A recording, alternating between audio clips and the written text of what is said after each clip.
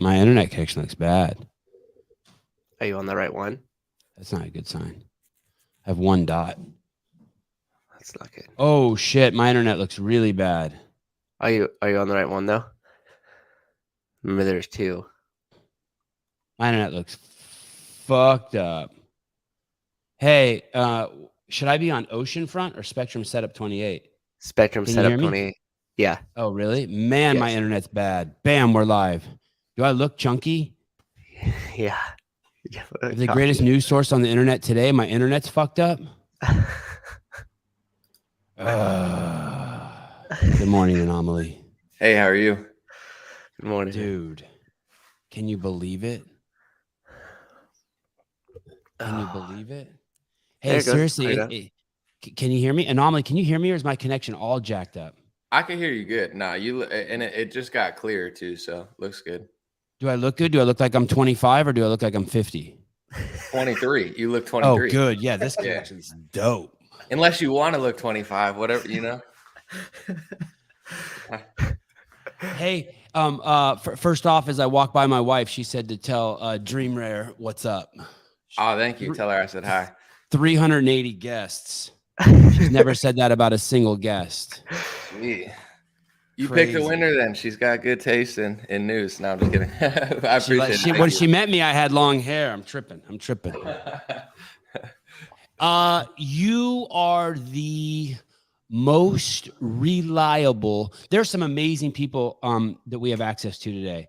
I just want to start with the great James O'Keefe. Dude, build a little statue on President Lincoln's lap on the memorial of James O'Keefe. He goes hard. But what you are doing, you are the only real reliable news source, broad news source available to me today that I know of. And there's great people out there, but they're not as concise as you, they're not as frequent as you, and they're not as topical as you. And I have to assume that you have ideas that are way off the fucking in outer space that you suppress and you don't share. You just keep it logical and real. I try. Yeah, I guess when you have a bigger, I try to say what I think, but definitely you got to think a little bit more. And also there's millions of things going on every day. So I guess that's kind of part of it. I appreciate the compliments. Thank you. But it's an observation. It's not even a compliment. It's just an observation. It's not even a compliment. A compliment would be like, damn, you got nice hair. I'm not even saying any subjective shit. Yeah, it's nuts I'm sure you see it too when you log in and there's all information on Twitter, Instagram, wherever you're on. And it's a lot to intake. And there's usually something everyone's talking about. So I try to think about that too, is cover current events, but also not to get sucked into certain things. So say like with Trump and Russia collusion, no matter what side of the debate you were on, people just talked about it for 3 years. And as somebody interested in psychology, what's the psychology? We're not talking about building things and working together. We're talking about this narrative for 3 years straight that now no one even thinks about. So it's like, what a waste of time as well. I try to work in things that I think are important because sometimes it just feels like we're just arguing. And, there's, especially with all the technology we have, there's got to be like a better thing we could do to make the country better or whatever. Yeah. We by the way, this is the executive producer is Matt Souza. He's down below. What's up, Matt? Hey, what's up, man? You're in Los Angeles, Anomaly? I'm Orange County now, actually. Yeah. I'm in Newport. Not normally, but I am this week for 2 weeks. Okay. Yeah. I'll hit you up on Instagram after this. Yeah. Are you close to me? Are we close? Physically? Yeah, absolutely. Wow. Trip. No, go ahead. Look out your window. No, I'm just kidding. No, I'm just kidding. I'm homeless, dude. I've been grifting the whole time, just trying to see if do you have a I know this is awfully private what I'm about to ask you, but do you have a benefactor?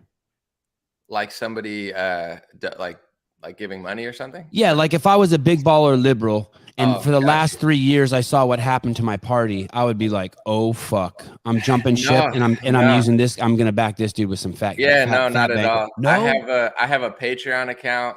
I have like people can donate stars or like badges and stuff like that. But no, I don't have any big backing like super PAC. None of that. It's 100% independent.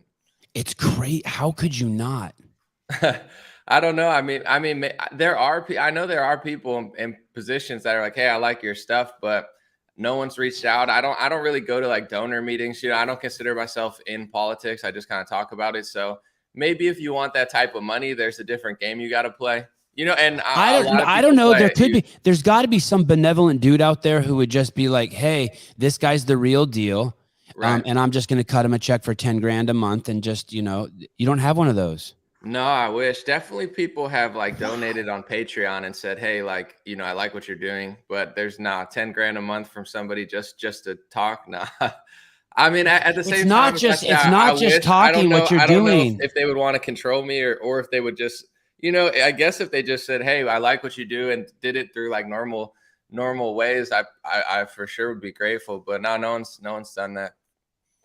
Fascinating. As I dug into you today, I had no idea that you were a rapper. I had no clue. To me, you're just some guy, and I just on Instagram, and I'm like, wow, this guy's just keeping me up to speed. And you allow people, and I hate to say it, there's tons of people out there who are intellectually lazy, right? So they hear, like, I was just looking up the lady the 33-year-old lady who's the judge in Florida who just put a halt to the mask mandates, right? The federal judge in Florida. And I was reading what she was saying, or I was reading the article on CNN about her. And they were saying that she has a racist past because she was concerned about someone's citizenship status. And when I used to be intellectually lazy and I was a liberal, I would think, oh yeah, that is racist. Right. Now that I'm not intellectually lazy, I think, wait a second, why does being concerned about someone's immigration status make them racist? That's an enormous leap. Right. But what I really like about you is the people who are intellectually lazy, who aren't going to change, you're a safe place to land, at least for now, until Pfizer gets you. Lazy 10 grand a month. Till GOAT gets you. I try to, I try to think, because there's a lot of heat on both sides. I think the left has lost a lot of people because they used to be so like, hey, like, we don't care what you think.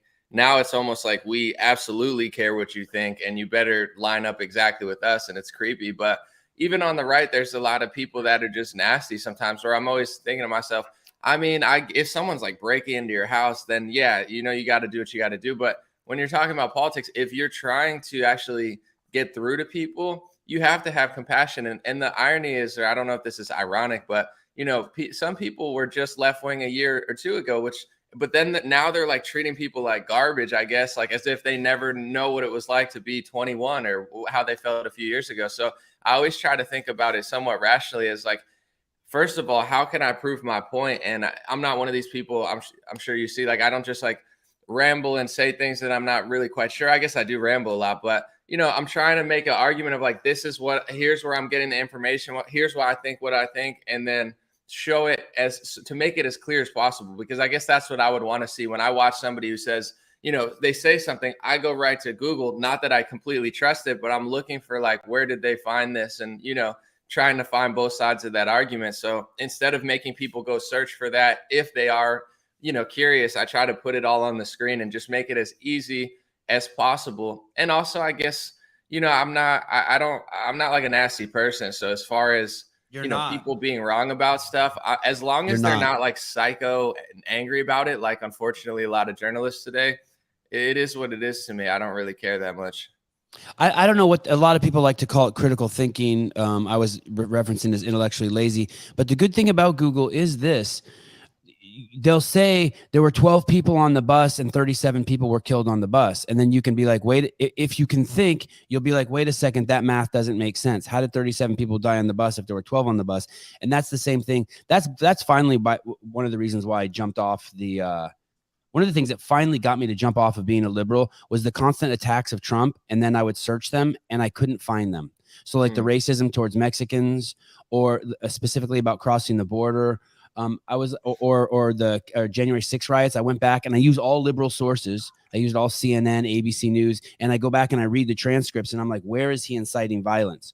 Or if I think what they did, and then I just do relativity. I compare what they did to Ferguson, where they lit police departments on fire with police officers inside and did $760 million damage, versus what they did at the Capitol, which was $30 million damage, no fire. And the vast majority of the videos I've seen, the vast majority are just like just like shit I would have done in college. Me and my buddies would have just been gone in there and smoked a joint or something. You know what I mean? Just fooled around. And on the capital thing too, it's wild. In Ukraine, there's something, I think it was in 2014. They call it the Revolution of Dignity. Like it was this amazing thing. Maybe it was. I don't know. I don't really live there, so I only have outside perspective. But 80 to like 120 people were killed. Dozens of police, like almost 100 citizens. You know, like a real insurrection. It literally happened.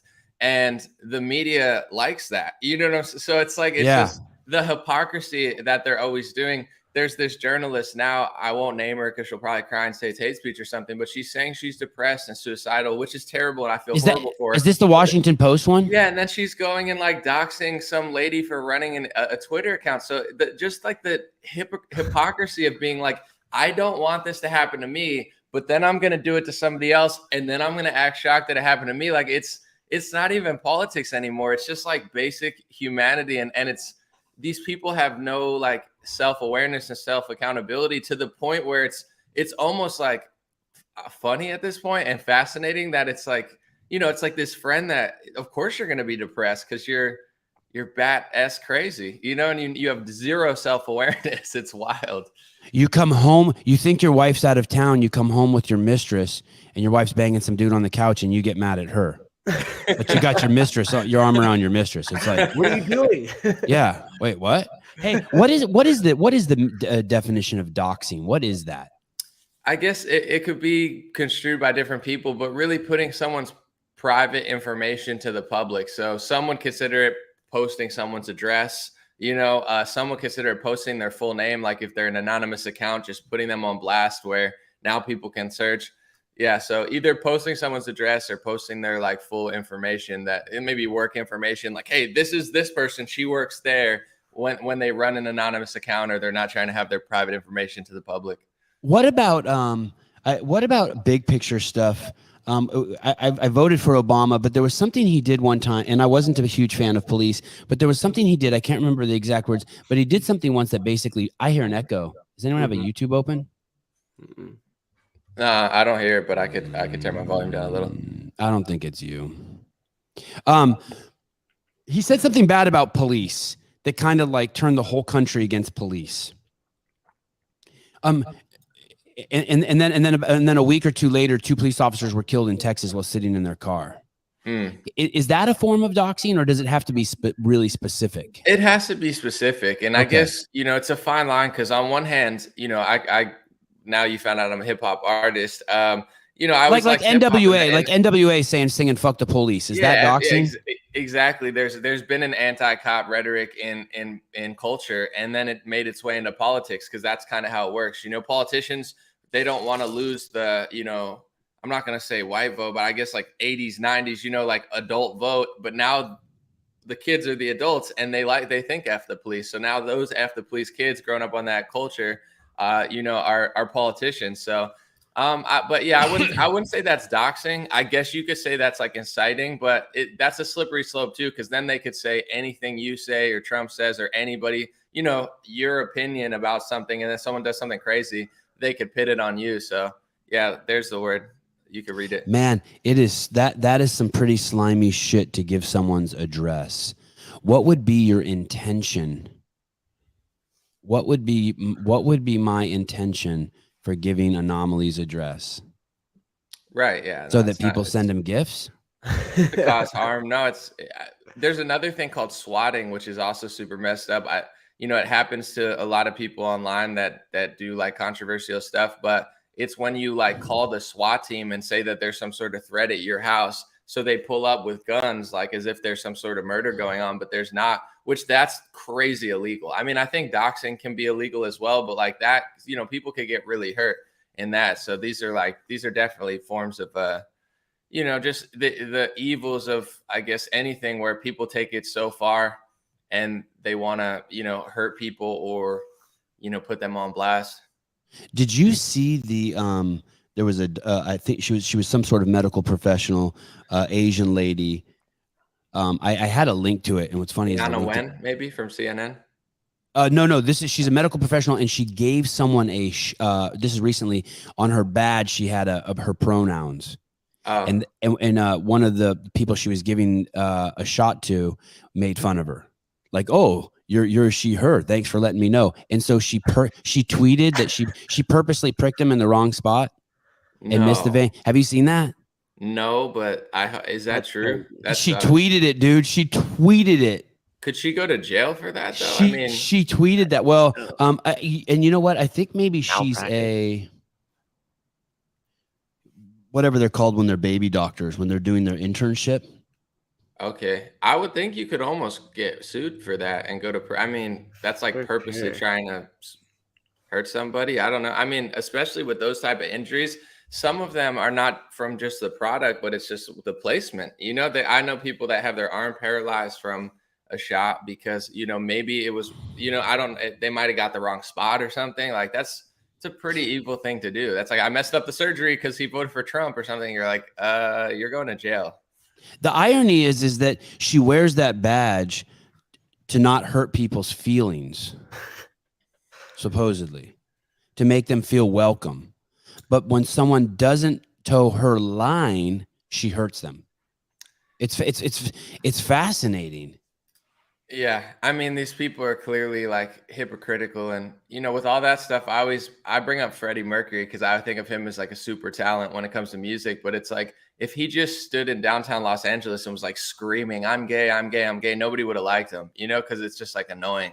But instead, he just kind of like made a product that people enjoyed and was a personality people enjoyed. So you know, he lived a great life. So I don't know. People are so self-righteous nowadays. You know, regardless of what gender you think you are, like just get over yourself, you know. I don't know, I have long hair. If someone calls me a woman one time, I could get mad and defend myself, but it's like, should I wear a badge, you know? Like it's just like so self-righteous. It's not as nice as they think it is. Oh, there it is. Yeah. That's easy for you to say, Mr. Dreamware. That's very easy because you don't deal with the struggles of a woke North Carolina medical student put on leave after tweeting about deliberately injuring a patient for mocking her pronoun badge. But she didn't intend to harm the man. Dude, you should see the tweet. Can we see the tweet? The tweet's like, didn't intend to harm is what you say when you're trying to not go to prison, because you know, I mean, that's like there could be a serious mess up with that, you know, probably trying to stay out of jail time. Yeah, someone writes here in the note. Oh, I can't click. Shit doesn't. Oh, there, my signal. I can't click anything on the bottom. Here we go. The person was trying to start an IV or draw blood and missed a vein on purpose. Hey, do you have favorite software you use? Oh, here we go. K-Dell. I had it, by the way, she lives at 333 Mississippi Avenue in Los Angeles. If anyone wants to go to her house and give her a hug. I had a patient I was doing a blood draw on see my pronoun pin and loudly laughed to the staff, she, her. Well, of course it is. What other pronouns even are there? I missed his vein, so he had to get stuck twice. Okay, so maybe she didn't do it on purpose.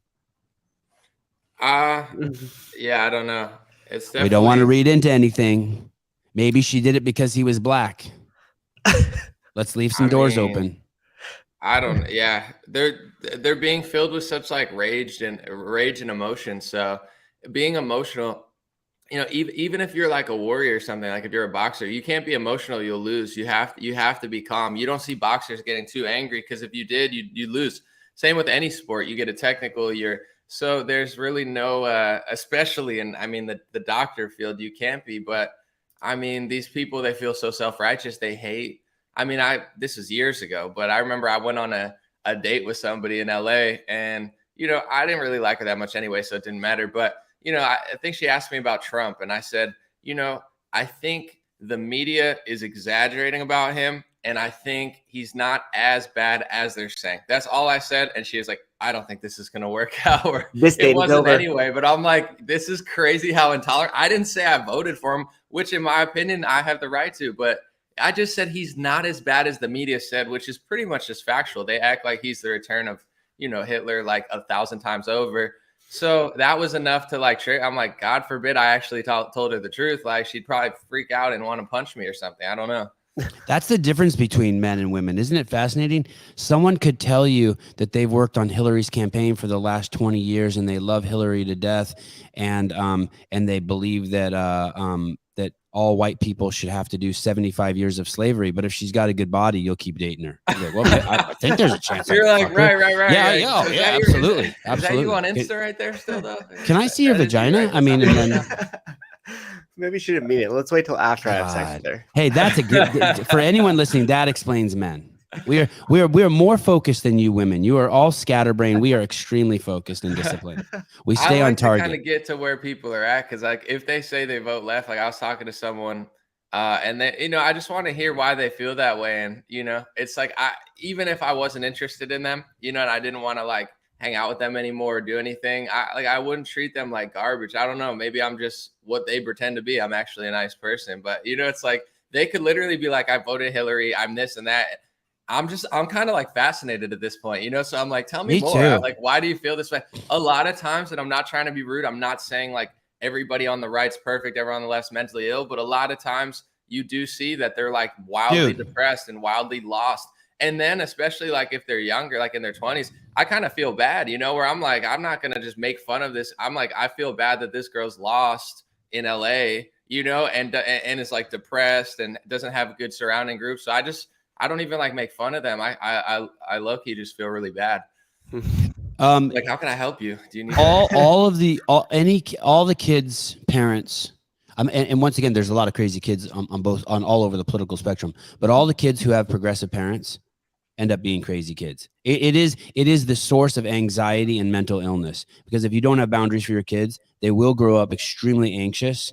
And they will feel a ton of stress. And I've explained it in other episodes. And I've had people on here who have like crazy anxiety. And I'm like, yeah, you were raised progressive. They're like, totally. Yeah, kids don't need that. Kids just need to be taught to work hard, and they need really strict boundaries to be free. I take my kids to the beach and they know the rules, and then we never have to talk again. The example I always give is that you don't have kids yet, huh, Anomaly? No. How old are you? 32. Okay.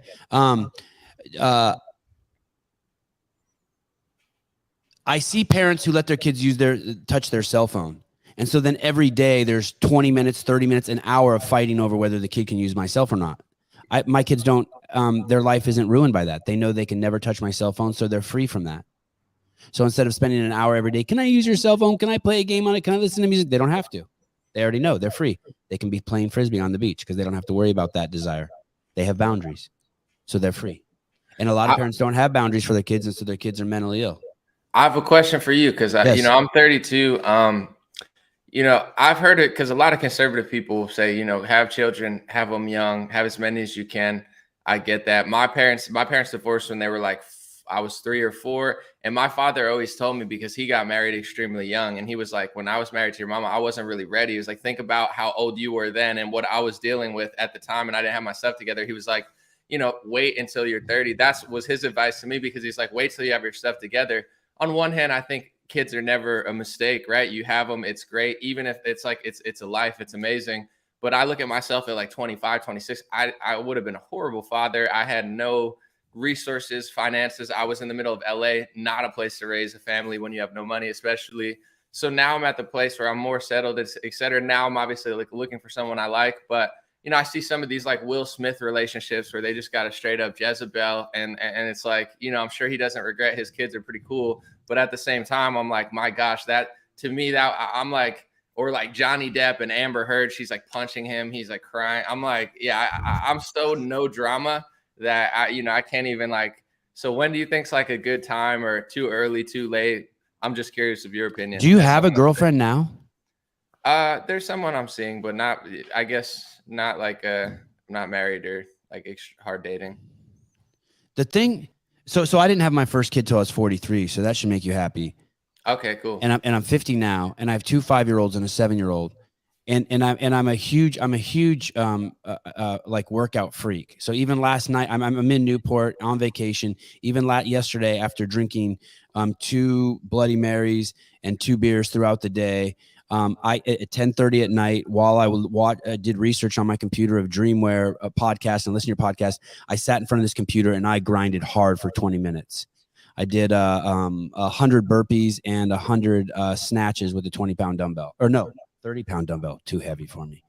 And just cover because I'm just disciplined as a motherfucker. But what you are doing right now, you're in a total league of your own, man.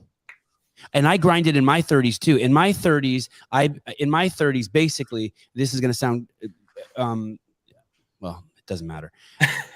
I was basically the chief marketing officer. I was everything that made CrossFit the fastest growing chain, forward facing. I was like the key component outside of the ideology that Greg Glassman created. I was in charge of the media for the fastest growing chain in history, faster than McDonald's and Subway combined together. While I was there, it went from 300 gyms to 15,000 gyms. I was the second person hired on the media team. And when I finished, I was the executive director. We were on all 7 continents in 162 countries. And now it's only in the last year that I've realized, actually in the last few months, I'm like, holy shit, I'll take credit for that. I have no peer in the world. But I did that with my head down, grinding in my 30s. Right. And I had that girlfriend my whole time, and I told her we were never going to get married and we were never going to have kids. That's dumb shit. People who get married are tools of the man, and there's no reason to have kids. And then at some point, she's like, when we were like 42 and I had a bunch of money, she was like, hey. I'm like, what? She's like, I want one of those. And she pointed at some lady holding a kid sucking on the titties. And I was like, all right, we can do that. And we pulled the goalie after 20 years of practicing condom sex, basically. So, yeah, do you think... And now I got 3 kids and it's the greatest thing in my life, but I'm done. Like, right. I see the work you're doing and I'm like, how does he do that? I know it's no joke. It. You have to be grinding all day, getting the knowledge, and then I know you spend all night putting the piece together and then launching, and you don't even get to enjoy it because it's like the next piece has to be done. By enjoy it, I mean the fruits of it. You don't like back in the day, we would publish something on YouTube and sit back for a month and be like, yeah, we did shit. You got to be doing that. Instagram's demanding you to feed it every day. All the time. Yeah. It's rough, but it's also like, I'm not like lifting bricks or anything. So I consider, I've done farming. So it's like, people are like, that must be tough. Like, yeah, it's tough, but at the same time, like, not really. On a scale of like, I could be like, I mean, farming is actually hard. I've done that for a while and it's very laborious, but I guess, yeah, that's my thought. Cause I don't, I guess you never want to wait too long, but to be real, I think if you're like a male, you're doing well, you're fit, you're making money and you're doing successful, you have way more options where it's like, a lot of people, they're like, you're going to run out and but it's like, once you got to that point, you accomplished what you wanted to have. Now you can actually take care of a family. Now I'm sure I don't know what your wife does, but she probably doesn't have to work, so it's like, there's a huge benefit to also get like, I know conservatives that will tell me like, you have your kids in your 20s. And I think it's amazing, but it's like, for me, there's 0% chance I would have been like a loyal husband, a good father. Oh, I'd have never been loyal. I'd have never been loyal. Like in the dumpster or something. I had no money, so how the hell am I going to have a family? So now I'm in a good place, but also I don't want to squander it.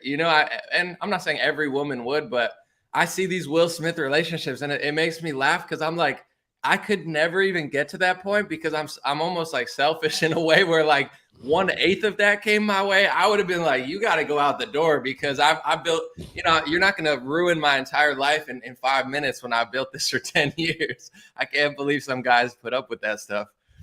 Yeah, I don't think that there's any rush. I do think though, this, and my wife didn't have her first kid till she was 39. And she just ended up, she does CrossFit too. She eats well. So she just had the babies on the living room floor and we just roll.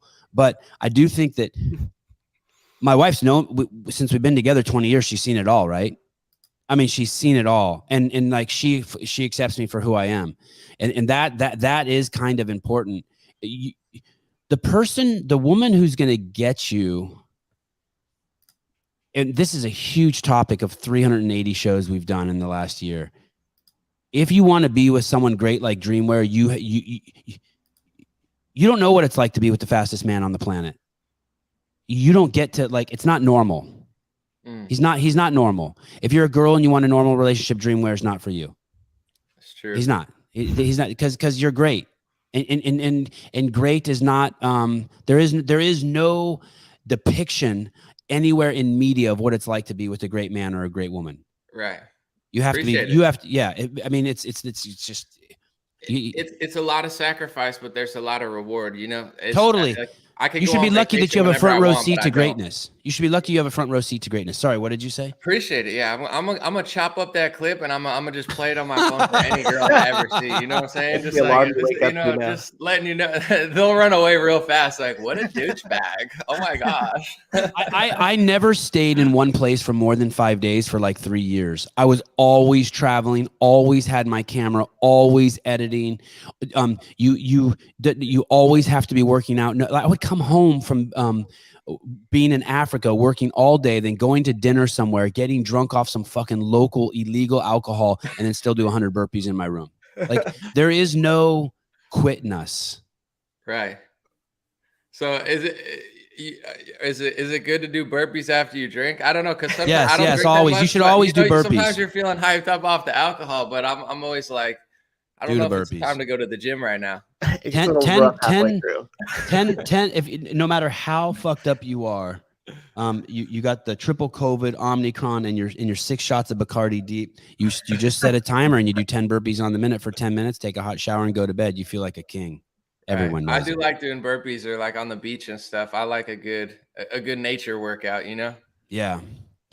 What software do you use? What are your tools for this just constant can you play the most recent thing he posted, Matt, the Elon Musk one? I loved what did you post that this morning? Yesterday, I think. Yeah. Okay.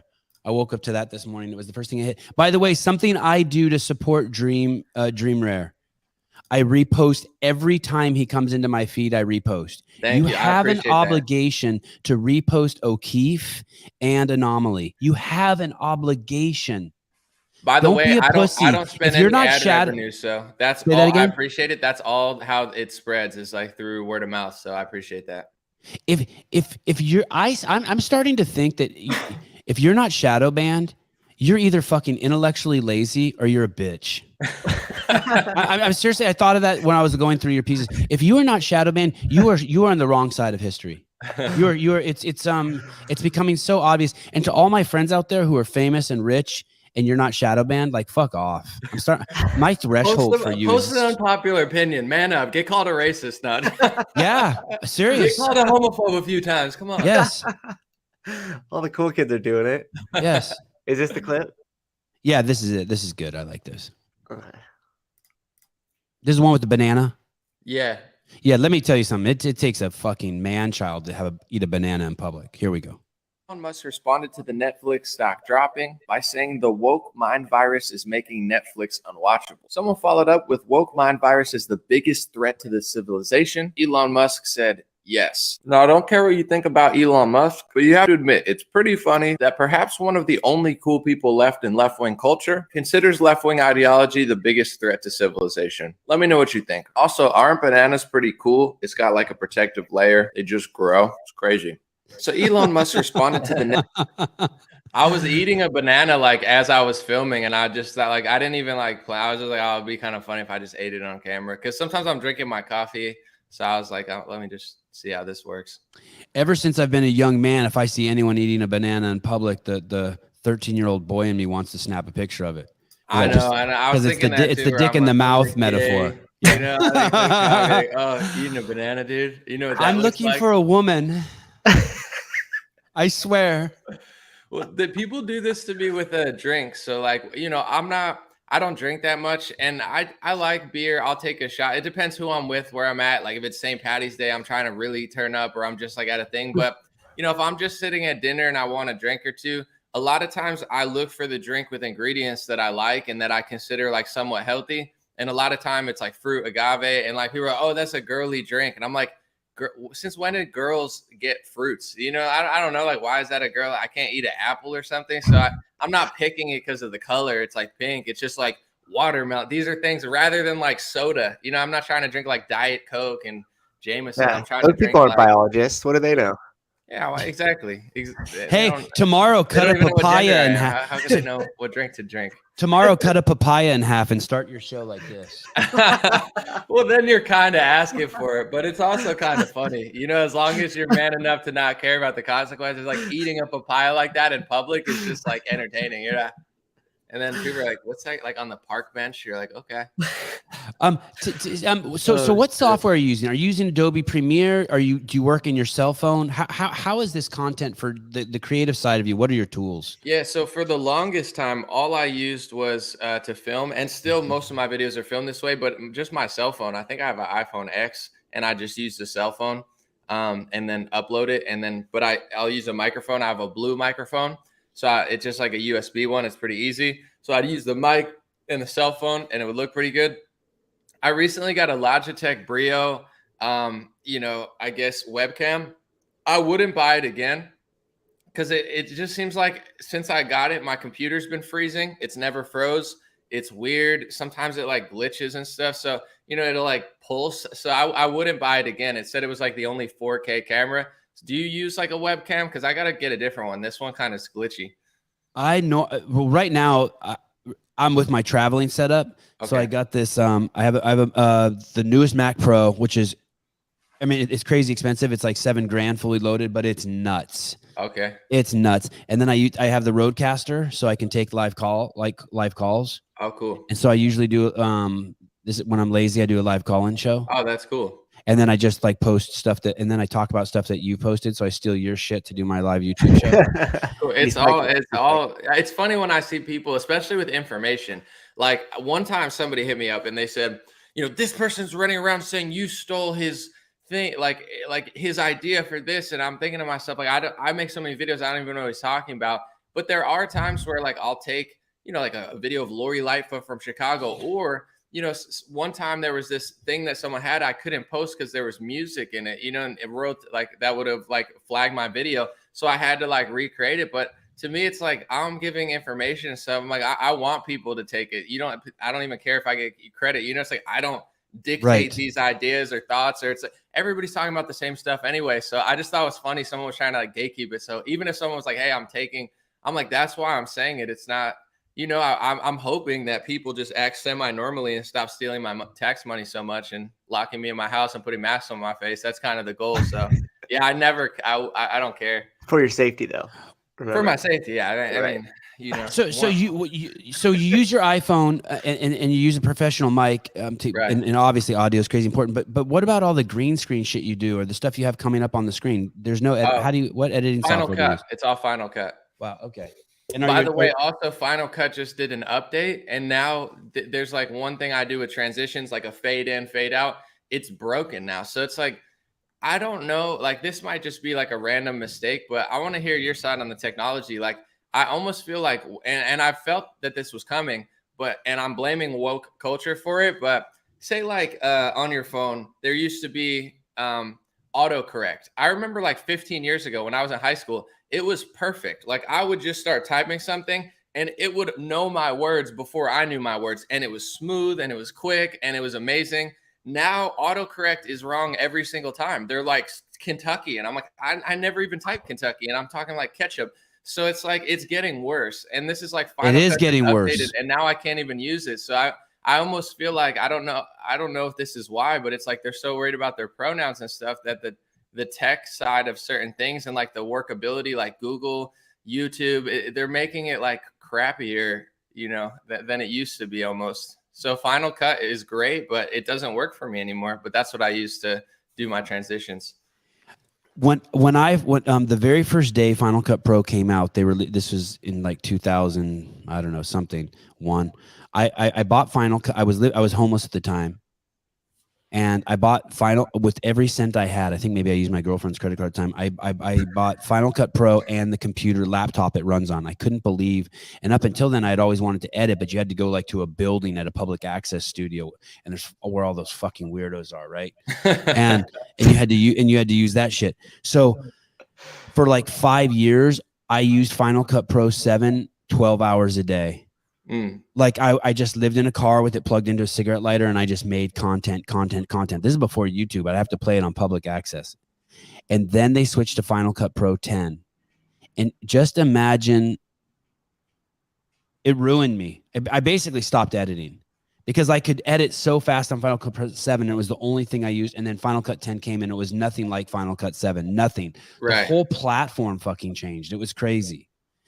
And Yeah. it's weird. That was a really weird experience I had with technology. That really fucking set me back. That rocked me. Yeah, I guess they're always trying to update, even like Facebook, Instagram. At first, a lot of times you're like, oh, this sucks. Like stories suck, reels suck. But then you kind of get used to it. Yeah. That happens sometimes with technology. But I do think sometimes they definitely mess up. Like autocorrect, I'm convinced is way worse than it was 10 years ago. And I almost feel like it makes no it one's less ever, I've productive. never said duck you. And Yeah, yet I know, right? now for 10 years, all I get is duck. You. It's like, Maybe they're hey, trying dude. they're trying to tell you to stop cursing. They're your liberal overlords being like, yo, it's not, don't use that word. Don't Use offend. duck. How do you know,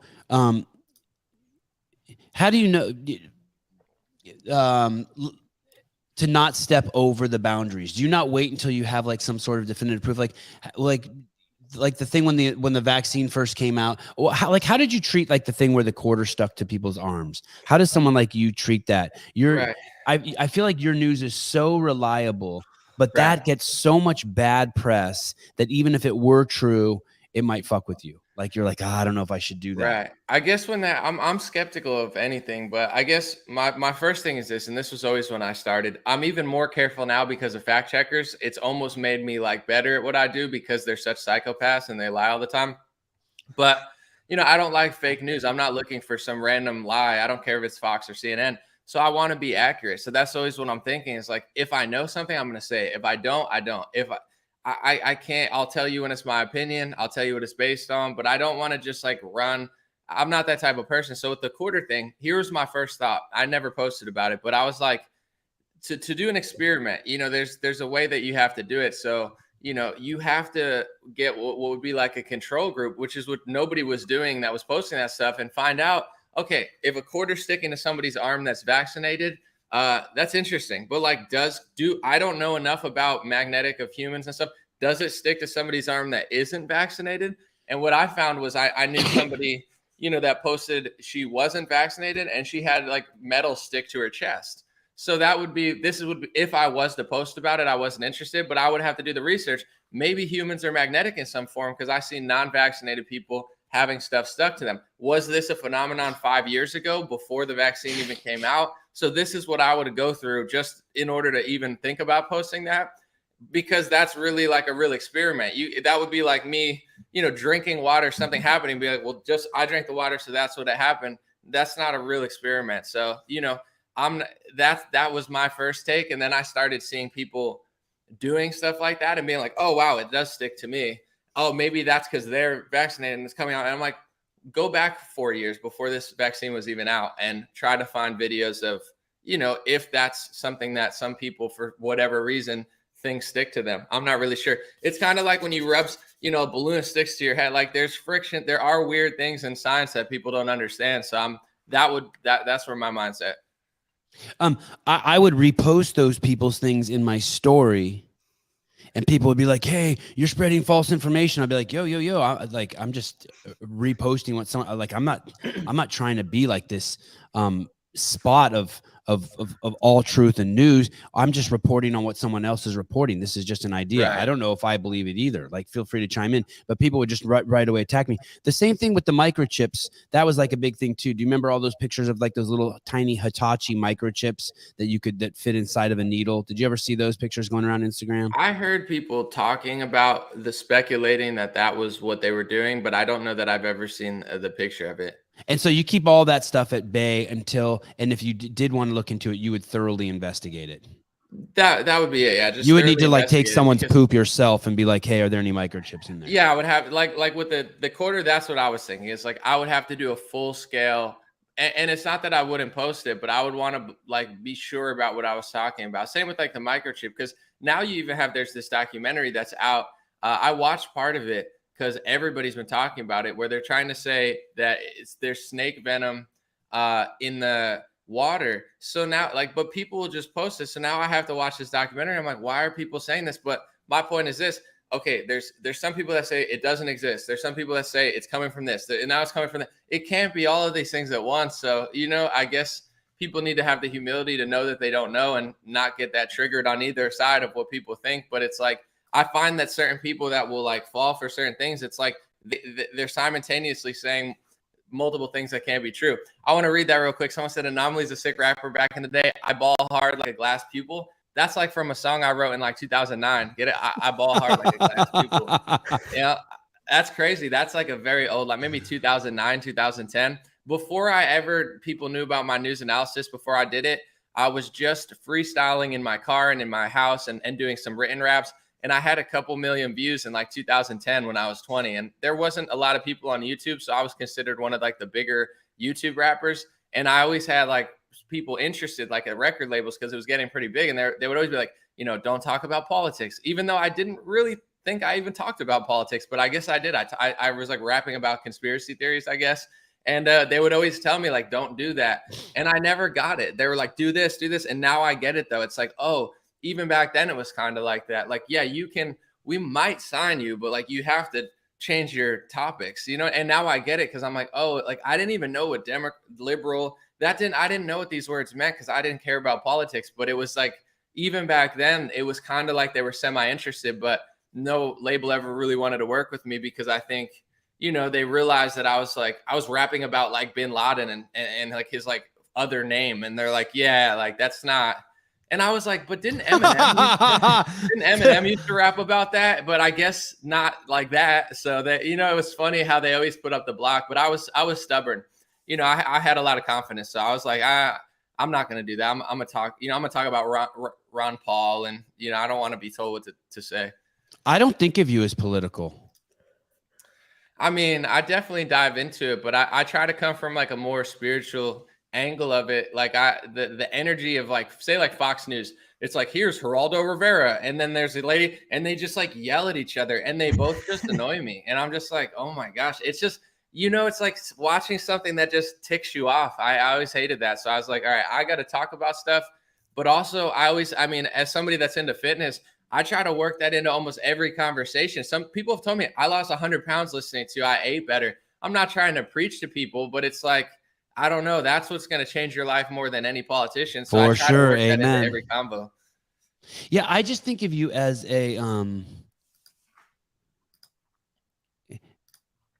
as something maybe that computers can never do. You help. And I've had a lot of friends do this. You help explain the world to people. I try. You clean up the mess and you present the world. If anyone thinks of you as political, it's because they're political. If anyone thinks of you as spiritual, it's because they're spiritual. I just think of you as sort of like this super duper friendly neighbor who you're like, hey, I don't understand this. Can you explain this to me? You explain things that are a clusterfuck because Fox is saying this and CNN is saying this, and you kind of unravel. Hey guys, these are the facts. Here we go. Right. I appreciate that. Yeah, like an unraveler. I like that. This is a glass of water. Simple. This is a piece of butterscotch candy. When you mix the two, it dilutes in 30 seconds. Make up your own mind what the fuck's going on. I appreciate that. I think that's accurate. Like I try to unravel the news and it's because I also like to just like be a simple person, and it's like, man, this is not. I don't know. This is not ideal. There's got to be a better way to present this. So, yeah, that's it. What about the God stuff? Do you think that alienates people? And what I mean is this: when I think of the right, I think they have God, and when I think of the left, they have gender. And gender is just your imagination. And when you conflate reality, because sex is real, it's I can. Hold on a second. Oh, wait, hey. Dude, I'm a dude. I just saw 10 inches of meat in my pants. I'm a man, and that's real, and that's sex. God watched you do that. He's not happy about that, brother. Oh, he's really happy, and I want to thank you from the bottom of my heart for everything that you gave me. Go ahead. I don't mind being 5'5". I'll take the trade off. Oh, he saw that for sure, dude. He just texted me. But why does the right have to have an imaginary friend too when the left already has? Like, that's the whole problem with the left, that they have imaginary friends, that they can't distinguish between the fact that what's real and what's not real. How does someone who's so real like you have how do you know God? Do you know God, or do you believe in God? Well, let me backtrack real quick, because I think there are. I mean, and I'm coming at you hard on purpose. Don't read into it. No, I don't care. Yeah. That's life. But I would say like more people on the right believe in God than the left. I think that's probably true, like statistically. But there are nowadays there are like right-wing atheists. There are like there's a lot of like left-wing churches. I'm not sure what they're doing there. BLM, gay flags, Jesus. I don't know. It's a weird vibe in my opinion, but so there is a mixture. But I guess to answer the first question, like, do you think it isolates people? I definitely am not alienates. Yeah, absolutely. Yeah. Like a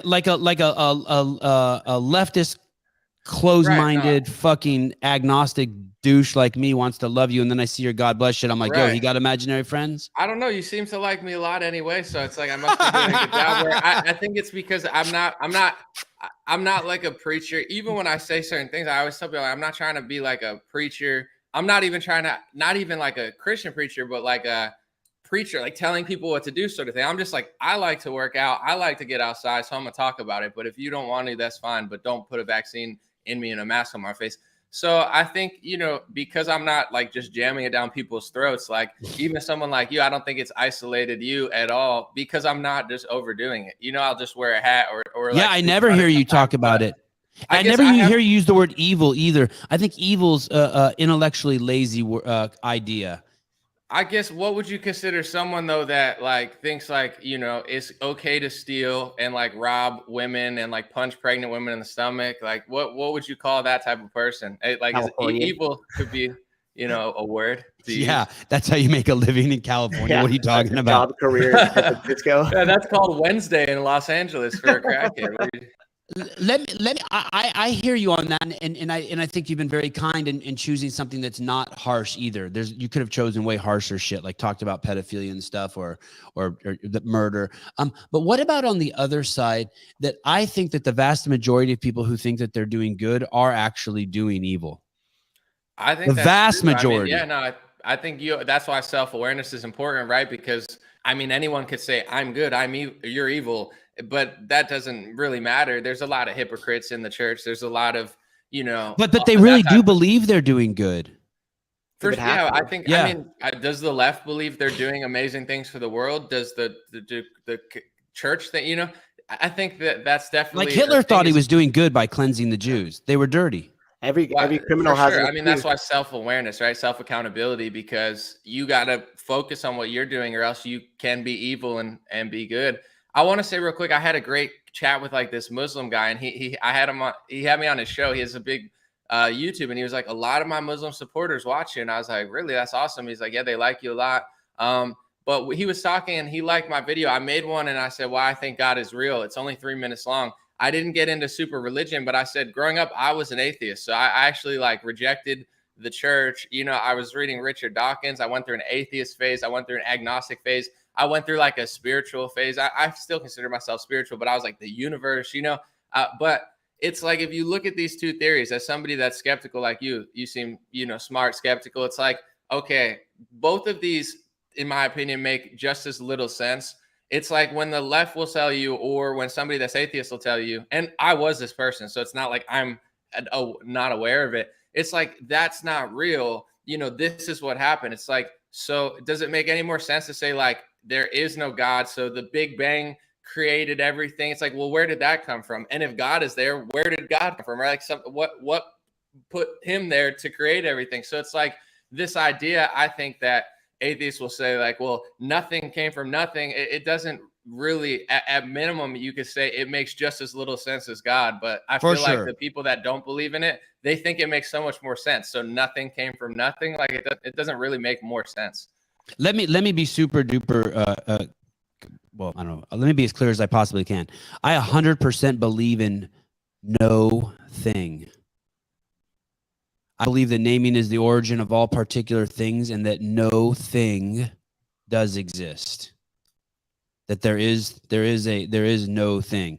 And twice in my life I've accepted Jesus Christ as my savior. Like someone be like, hey, you can accept Jesus Christ as your savior? I'm like, yeah, sure, let's do it. They had you at gunpoint. They're like, did you accept No. You don't gotta have me at gun. You don't gotta have me at gunpoint. No. I'm as open. But I think that there is a journey you can make. There's a component. In a nutshell, I think a lot of people who've experienced or gotten close to no thing quickly adopt the Bible because it's so, or any religion for that matter, because it's so scary to go deeper into it oneself. And so quickly you want to fill it with a narrative. And I think that there is an intimacy there that each individual can have if they let the narrative down.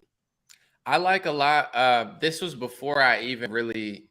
Did you have some sort of experience, by the way? Did you have some sort of like you got hit by a train, or Uncle Buck got to you when you were 7, like, or before even coming back to God and like really accepting that type of stuff? The Tao Te Ching by Lao Tzu blew my mind when I was, and that was a massive mindset awakening. I love that book still to this day. I still listen to it. I'll take a bath, you know what I'm saying, and just kind of like soak in it, metaphorically, literally, with a banana, a hot bath, and a Lao Tzu book. Yep. Yeah, so that definitely was an awakening early on. So I think also as like, you know, I rejected Christianity early on, and then I came back later. So I feel like it gives me a different, like, I wasn't it the whole time. I don't use it as this like thing, like I'm better than ever, because those people, they turn people off. First of all, like if you talk to a Christian that talks down to you like that, and you look at, like, you seem like a pretty smart, successful guy, and you don't look at them like, oh, they're better, like they're clearly not better than me, you know, or like whatever. It's like that doesn't make you want to be like them. You're like, oh, their spirit's ugly, you know what I'm saying? Their energy's ugly. Their sense of self is inflated from what they really are. It turns people off. So I think, you know, it's like, I don't look around and try to tell everyone else what to do. I'm more focused on myself, and I still listen to things like the Tao Te Ching and stuff, where that's all about self-awareness, self-accountability, living in the present moment. And I think those are principles. If you lack that, doesn't matter how Christian or Muslim you are, your spirit will seem ugly to others. And it's, you know, it's the people for sure in religions that are not spending time on who they are, and they're always judging others. That's when it becomes really ugly, because then you just, you know, you're like judging everyone else, but you're not even doing the work yourself. And that's when people are like, yeah, that you're not making me want to feel this way anymore. But yeah, I don't consider myself one of these people that like that does that or runs around. And I'm not also, there are Christians that don't, you know, they'll cling onto the Bible and they'll say everything else, I don't want it. To me, you know, I think the Tao Te Ching is a beautiful text. I don't subscribe to every single thing in it, but I believe my judgment to be able to take what I think is valuable and, you know, leave what I think is not valuable. I don't block it out and say like, I can't read that. You know, I like to learn from other places too. And I trust myself to not fully immerse myself in something that's like wicked. And yeah. When I think of the Bible, I think that when you point it at yourself, it can be one of the most beautiful, powerful tools in the world. And when you point it at other people, it's vile. And it's kind of like what you were saying. Like, it's an incredible tool to understand yourself and maybe have union with God. But when you point it at other people, it's not cool. It's a fucking weapon. It does no good. I mean, it's like use it to judge people. It's like you see that the country's getting away from that. And this is where I find it fascinating. Like, say the Christian pastor 15 years ago, you know, the gay people are going to get married and then all this stuff's going to happen. And you're like, nah, they just want to get married. And I'm not blaming everybody who got married, but you see the slippery slope is real. Now it's like, let's sexualize a 3-year-old, and yes, you don't call me my pronoun, I'm going to stab your arm in the wrong place. You're like, whoa, you know, so precedent. Like precedent. Slope, that's where I feel like Christians and Muslims, although obviously, like, if you look at every Christian and Muslim country, it's far from perfect. I get why they want to kind of close off the slippery slope, because it's like, it's not to say that you can only have this or this, but it's kind of like you open the portal to this stuff. And now this like left-wing, you know, ideology, I'm not sure that it's better than certain biblical principles. Like, it's like, thou shalt not steal. That's pretty basic one, you know? And then it's like, you know, in San Francisco, it's like, thou shalt not steal, but if you do, you know, you can get out of jail quickly. But then you go to a Muslim country and it's like, we'll chop your arm off if you steal. So you have these like differences. Yep. Like, that's like, don't steal or we're going to chop your arm off. Here it's like, you can rob a Best Buy and we'll probably let you out of jail. And like the Christians are kind of like in the middle. Who would you rather have as your neighbor? Who would you rather have as your neighbor? 25 woke people or 25 Mormons? Oh, I'll take the Mormons, 25 for sure. Mormons. Yeah. For Who would you sure. rather have as your neighbor? 25 hardcore practicing Muslims or 25 woke people? I'll take the 25 hardworking Muslims.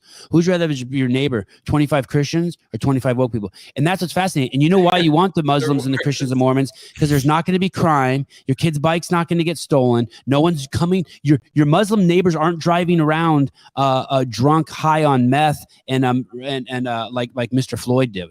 They're not. They're not. Yeah, no, I hear you. They're not. No, Muslims don't do that. so that's why. So who would you rather have as your fucking neighbor? The high integrity woke. I have my pronoun right, but I drive by your house high on meth and fentanyl, and it's okay with your 3-year-old on their tricycle in the front yard? Or do I want Mr. Muslim?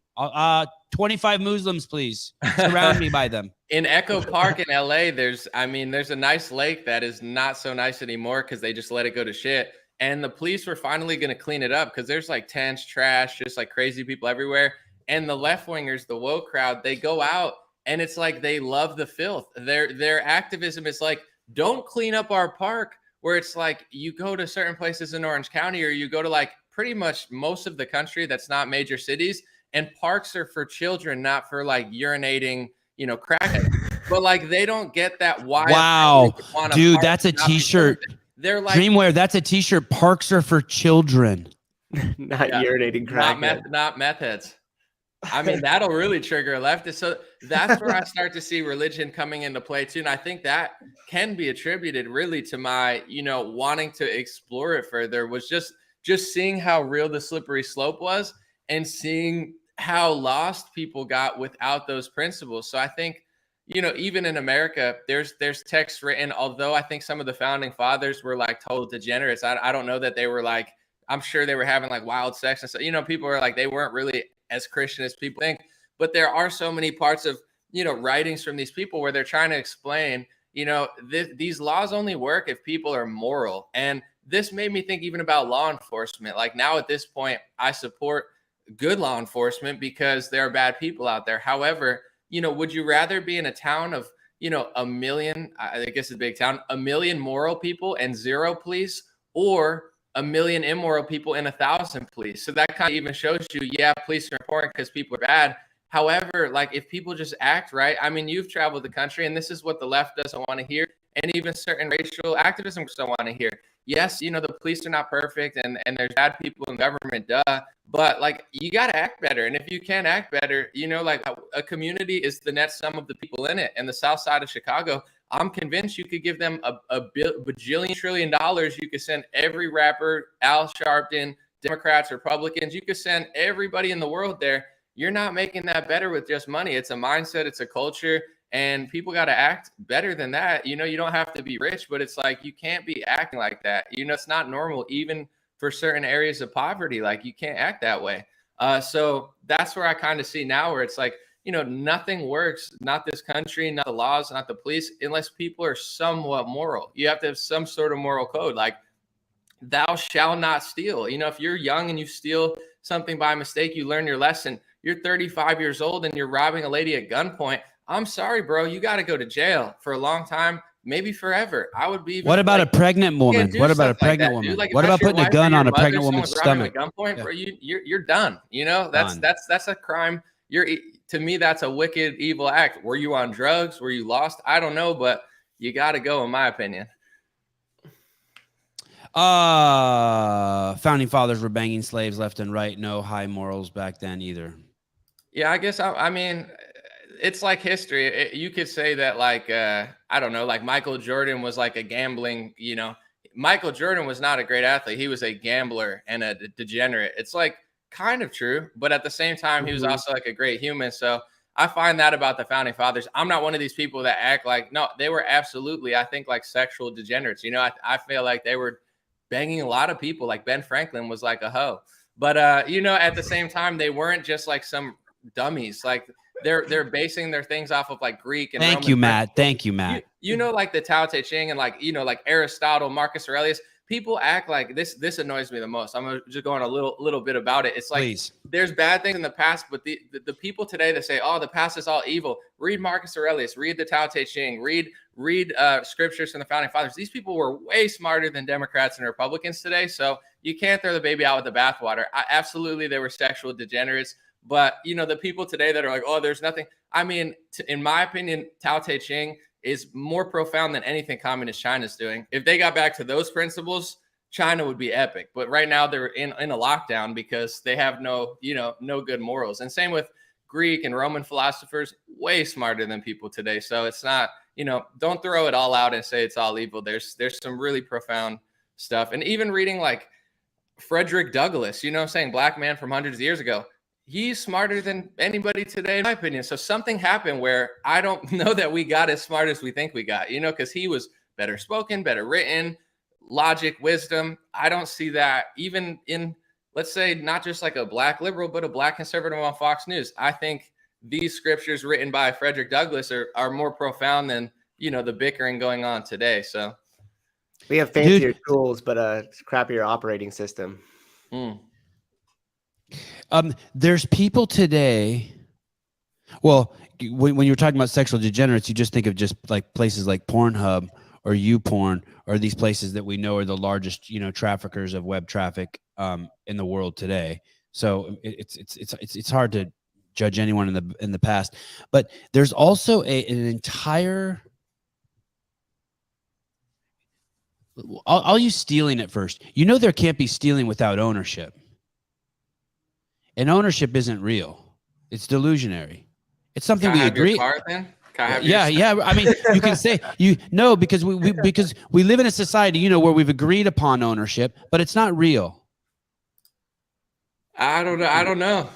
Tell me, all your stuff? I don't want it, but I'm just saying. But no, it's an idea, and I don't even think in the Bible. I don't even think in the Bible you're allowed to have ownership, right? I don't know about that. I think there's certain things that are yours, absolutely, because there would be no "thou shalt not steal" if there weren't anything. Right, and that's what's interesting.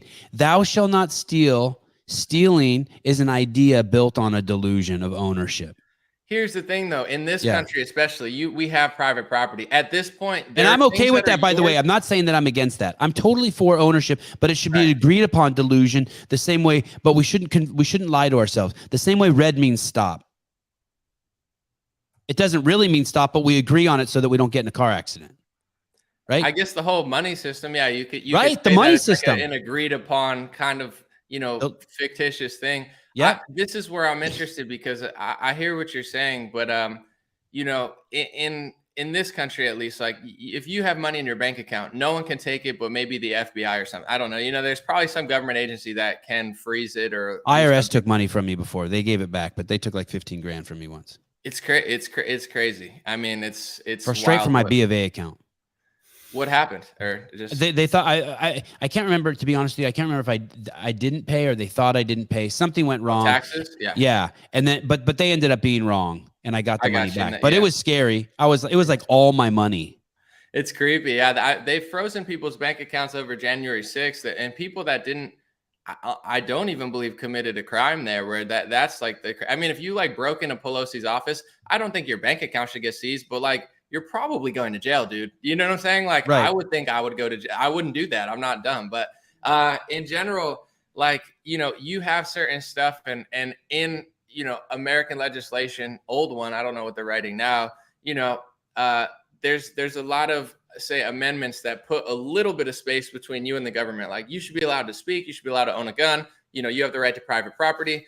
And now with the left-wing ideology, I've read the Communist Manifesto too. I'm not just going to call people communists, but in there, their main tenet is like, there is no private property, this utopian idea of like, we got to abolish private property because the elites are hoarding too much. And I get what they're saying, but it's like in this country, especially, even though it might be an agreed upon situation, it's like, anytime the government gets this chance to take away your private property or stuff you own, it's going to go south, in my opinion. So, we definitely should. By the way, I wasn't arguing that at all. Everyone needs to be able to own their own shit, and there has to be competition. I use this metaphor. I wonder what you'll think about this one, Anomaly. I use this metaphor a lot. and this is coming from a guy who is just a hardcore liberal just a few years ago. Liberals are basically the people, you know, these restaurants in California where they're sitting, they're on their ocean. And liberals are the ones at the restaurant who think it's cute to let their kids feed the seagulls. And 1,000 seagulls descend on the restaurant and shit all over it and ruin everyone's time. They think it's okay. They think that they're doing something benevolent by feeding the seagulls, and they're ruining it for everyone else. The seagulls are an amazing, beautiful bird. I love seagulls. It really disappoints when people don't like seagulls. But the reason why you don't like them is because you've never looked closely at one and enjoyed them, because every time you interact with one, it's because a fucking liberal has ruined it for you. Because they've fucking thrown a fucking bagel up in the air to make their 3-year-old fucking kid happy. And that's what's happened to our cities. The liberals have fed the zombies, and they've descended on Portland and ruined Portland. Right. You cannot have that. We have to have competition. My YouTube channel has to be to with your YouTube channel. Right. It has to. 1,000% agree. Yes, That's a fantastic analogy. Yes. I love that. That's flawless. Very good. Thank you. Yeah, no, it's and I'm reading I've read like half of it. It's by Klaus Schwab of the World Economic Forum. It's called it scares me every time you hold that book up on your show. I'm like, oh, it scared me. But he talks about, he demonizes competition and says government intervention is like superior. And it's like, dude, I mean, especially you play sports or just like work out? You like I play a little sports. Yeah, I play a little frisbee. I'm a super competitive person. I play basketball, soccer. I love sports. I love MMA.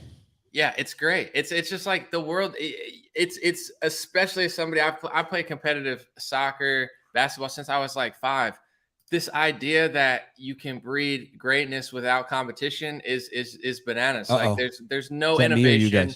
No prosperity is going to happen. And it doesn't mean you have to be mean to people who aren't great at stuff, but it's such a bad thing that they're doing. Government intervention over competition. So it's like, you go to a city, the reason that the food is so good is because there's so much competition. There's so many different cultures. That's a good thing. It would be like eliminating Thai food and Greek food and only having hamburgers. And it's like, yeah, it's going to suck now. It's not the right direction. I remember listening to a video, a story on NPR, not a video, but a story on NPR, even like 10 years ago, where they were talking about how bad it was when people were coming from Europe to the United States and all the boats were run by the government. And that once they let the boats be privatized and the competition grew, the boats became safer, faster, and cheaper, and more people could immigrate through Ellis Island. The same with building of the railroad in the United States. Once the government got out of the way and they let people bid on the projects, the railroad started building really, really fast. And it's like, I remember my dad visiting Armenia when it was part of the USSR, right? And it was communist. And he said that our relatives, they were the trash collectors, and they would go to work, and the garbage trucks wouldn't have gas in them, so they would come home because there was no, like, that wasn't their job to put gas in them. That would never fucking happen if we were competing, if my garbage company were competing against your garbage company. Right. I have a question, because as somebody who worked in business, and this is what left-wingers don't understand. I didn't understand it when I was in my early 20s. This is why people tend to lean left when they're younger. And I'm not saying everybody, but I didn't pay taxes. I didn't get it. I'm not selfish now. I just get how the world works a little better. But as a business owner in CrossFit, if you, in your advertising budget, squandered $15 million and not ran a bad advertising campaign, just blew it, lost it, got it robbed or something, like, what would that do to the company, losing $15 million and getting nothing for it? Right. And end it. It would cripple us. It'd be done. Right. It would be done. It can't happen. Cannot happen. They do that every day, and nothing happens because every year they go and take people's tax money. So it's like you can drone strike a kid in Yemen, spend $1 billion, be like, oh, my bad, and nothing will happen. You could fake build a railroad or whatever they try to do in California, mess it up, build a homeless shelter that is 50,000 times what it should cost. It doesn't even work. Nobody lives there for 4 years. And then you get the money again next year because I just paid state taxes. So it's like, it's this system of theft where they're just taking money from people. People say, oh, Elon Musk, Bezos need to pay more. Maybe, but honestly, I want to pay less. Wait a second. And then they take my money. It's like, I don't think anybody should really be paying that much. And that's the system. And that's why it's not to say corporations are perfect, but as wicked as Amazon may be in some people's eyes, the service is amazing. I mean, you could get anything anytime and it delivers in 2 days. Amazon is amazing. Out of everybody, Jeff Bezos, he's probably got the best service in the whole world. What does the government do? I mean, the USPS is pretty good. I mean, they definitely deliver mail, but as far as like, if Amazon did what Amazon's the government did, they'd go amazing. bankrupt in 2 days. It's crazy that left-wingers don't get that the government is worse than corporations because they have like unlimited budgets of the money that they're taking from us. And zero accountability, like you said. And it's zero accountability. They get mad if you try to hold them accountable. They call you like a Nazi, or they're like, what do you hate children and black people? And you're like, you just stole $1 trillion. Like, no, it's nothing Where'd to it do go? with race. What are you talking about? And how'd you become richer off of that too, by the way? Right. $100 million bank account off a $50,000 salary. And then people say, oh, we're taxing the 1%. I'm somebody who worked my ass off in my 20s. I was broke. Now I'm starting to make money. I'm running a business. I don't even have any employees right now. And the amount of taxes I'm Wait a sec. You don't have any employees. You don't have one. No, not right now. No. How the fuck do you do it, dude? Man, the same way you do the burpees. Let's just, what I'm saying? You just got to get it. You just got to wake up and. I don't know how you do it. Show where we've done a burpee live on air. Yeah, get some. I like doing push-ups live. It gets me amped up. DreamRare, I made this. I explained to people the other day how taxes work. Basically, rich people, that when you take. So there was a time when I had just shitloads of money, and so I would eat out regularly. My gardener would come, like all the time. I always had a handyman at the house, always painting, always doing stuff. And then as I lost money, I just got rid of those people. I still took care of me, but I pushed those people away. I ate out less. I had the gardener come half as much. I got rid of one of my nannies. I stopped signing up for Sirius XM. You know what I mean? I pushed people away. The handyman doesn't come over, paint, once a week, any chips in the walls. Like I just got rid of shit, right? But it didn't affect me at all. And I try to explain that to people. If you fuck with rich people, the only people that hurt are downstream from them. And someone wrote in the YouTube comments, "You're so fucking stupid. If someone makes $1 billion a year and we just tax them extra 100 million, they're still gonna have money to eat out." No, you don't get it. Right. You don't fucking get it. They have 4 jets, and they need 200 people to take care of that 4 jets. And when you fuck with them, they reduce down to 2 jets, and they only hire 200 people. And do you know where those 200 people go? Instead of showing up to work every day, competing against the other guys who are cleaning jets and maintaining jets, they apply for fucking food stamps from the government because you thought it was better to give the money to Pelosi. Right. And then you make them lazy with 90 days. Say that corrupt, but they need the money more than you, and it's like you think Nancy Pelosi and Mitch McConnell are going to do a better job.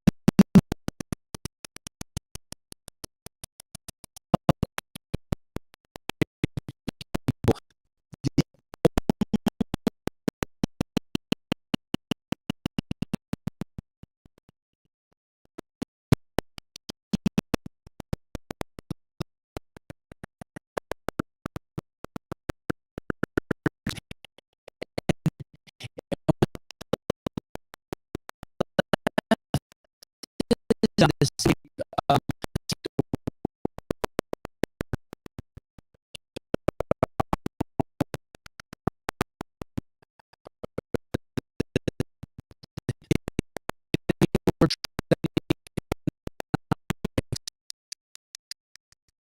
can think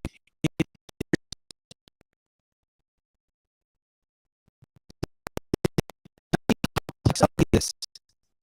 Not rocket science.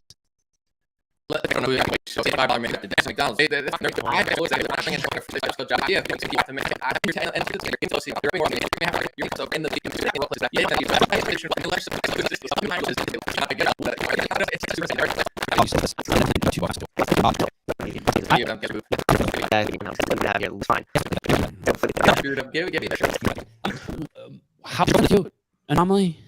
No, so I mean, I was kind of seeing someone for a little bit, but it wasn't super serious. And just someone this year, there it's more long distance. So we had a good time. I guess before I did have an employee for a month that I was trying to make stuff work with, and we just had like a mini vacation sort of thing. So it's not, they don't live with me. They're not even close. So how do you meet girls? Do you just go to a bar? You see a girl at the beach in a bathing suit, or you use an app? How do you do that?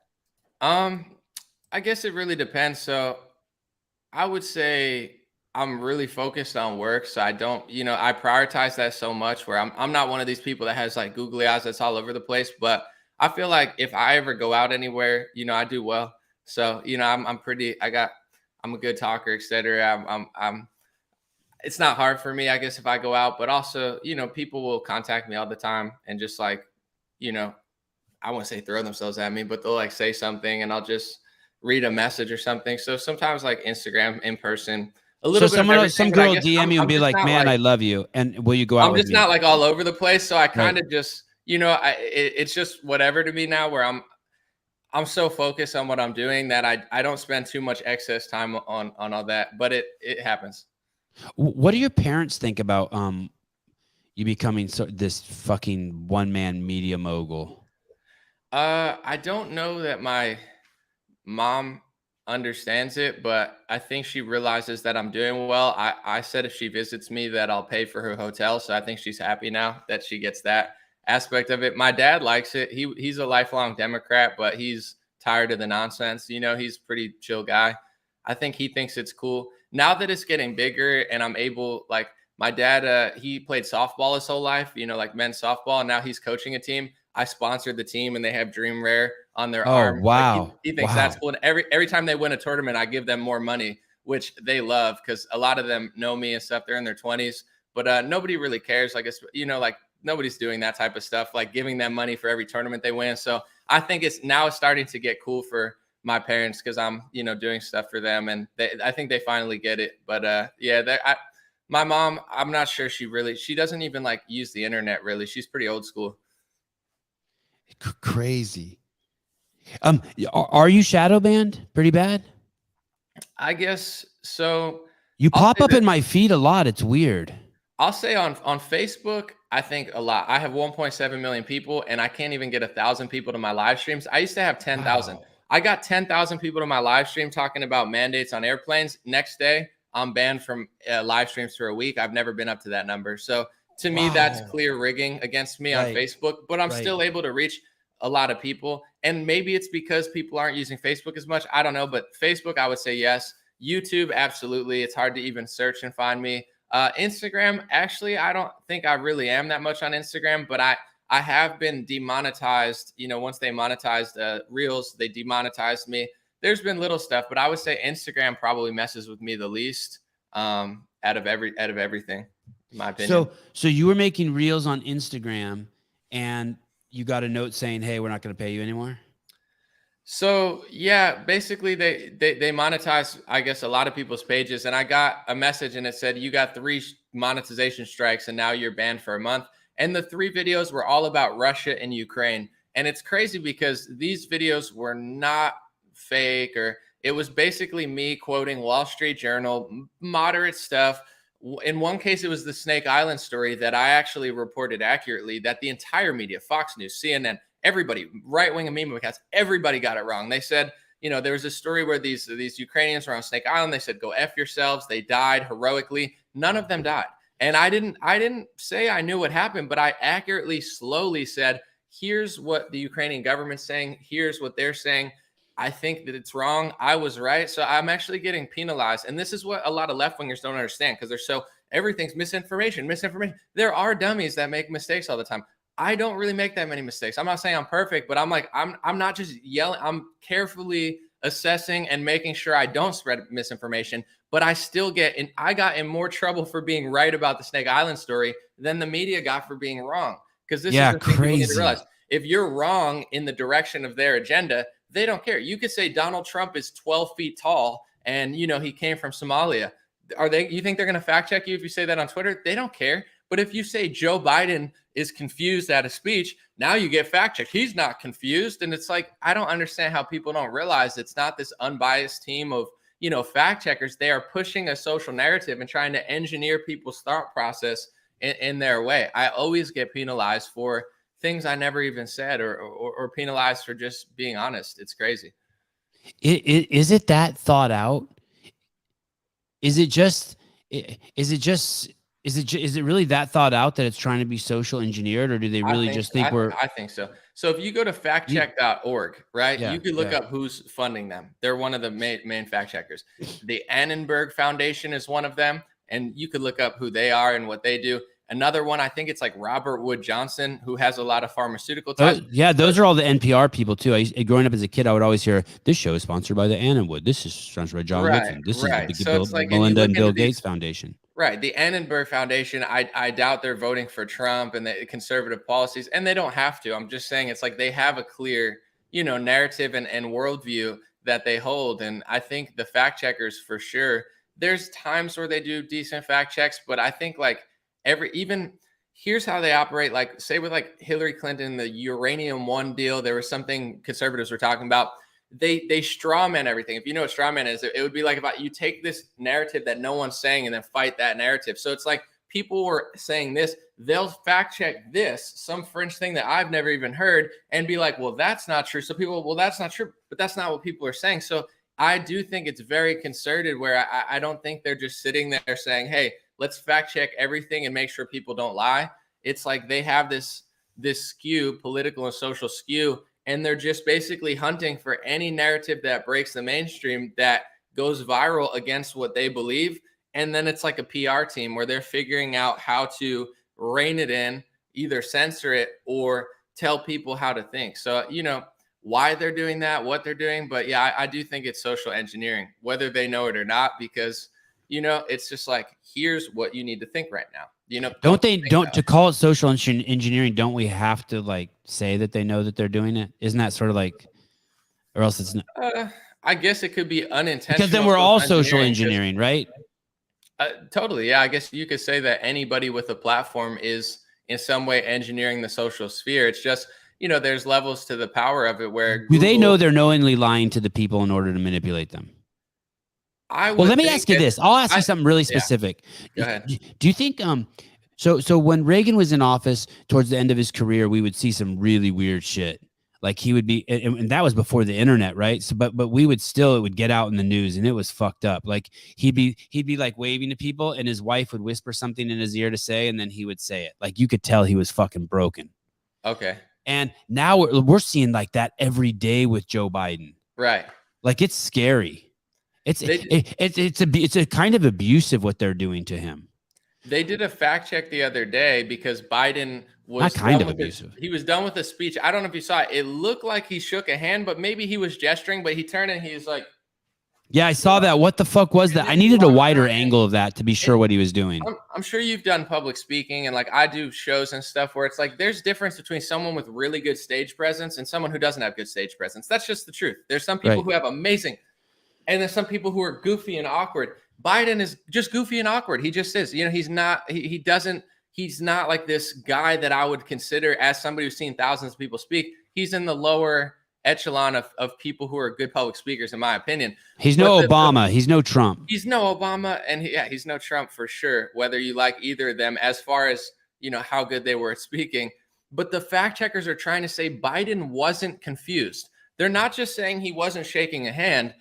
Biden wasn't confused. You're going to sit there and fact check me and tell me Biden wasn't confused? I think he's often confused. I mean, he uses words like, he says prostitution instead of like another word, like he's jumbling words. He's stumbling. He's saying like Iranian instead of Ukrainian. I mean, it's not someone who's not confused. So that's the type of fact. That's how low they're going to fact check, because they're trying to, in my opinion, social engineer people to be Democrat and not Republican, and think that anything that questions big pharma, government intervention on your life, medically, mask wise, it's all this kooky conspiracy theory. Like 4 years ago, if I would have said the government's going to force mask you and try to make everybody get vaccines, you would have said anomaly. That's a conspiracy theory. Now I would have said you were batshit crazy. Right, I would have right. said you're and rightfully crazy. so. It's a crazy thing to say. Although I will say I did predict mandatory vaccines years ago before the pandemic, because I just saw legislation, how they were acting.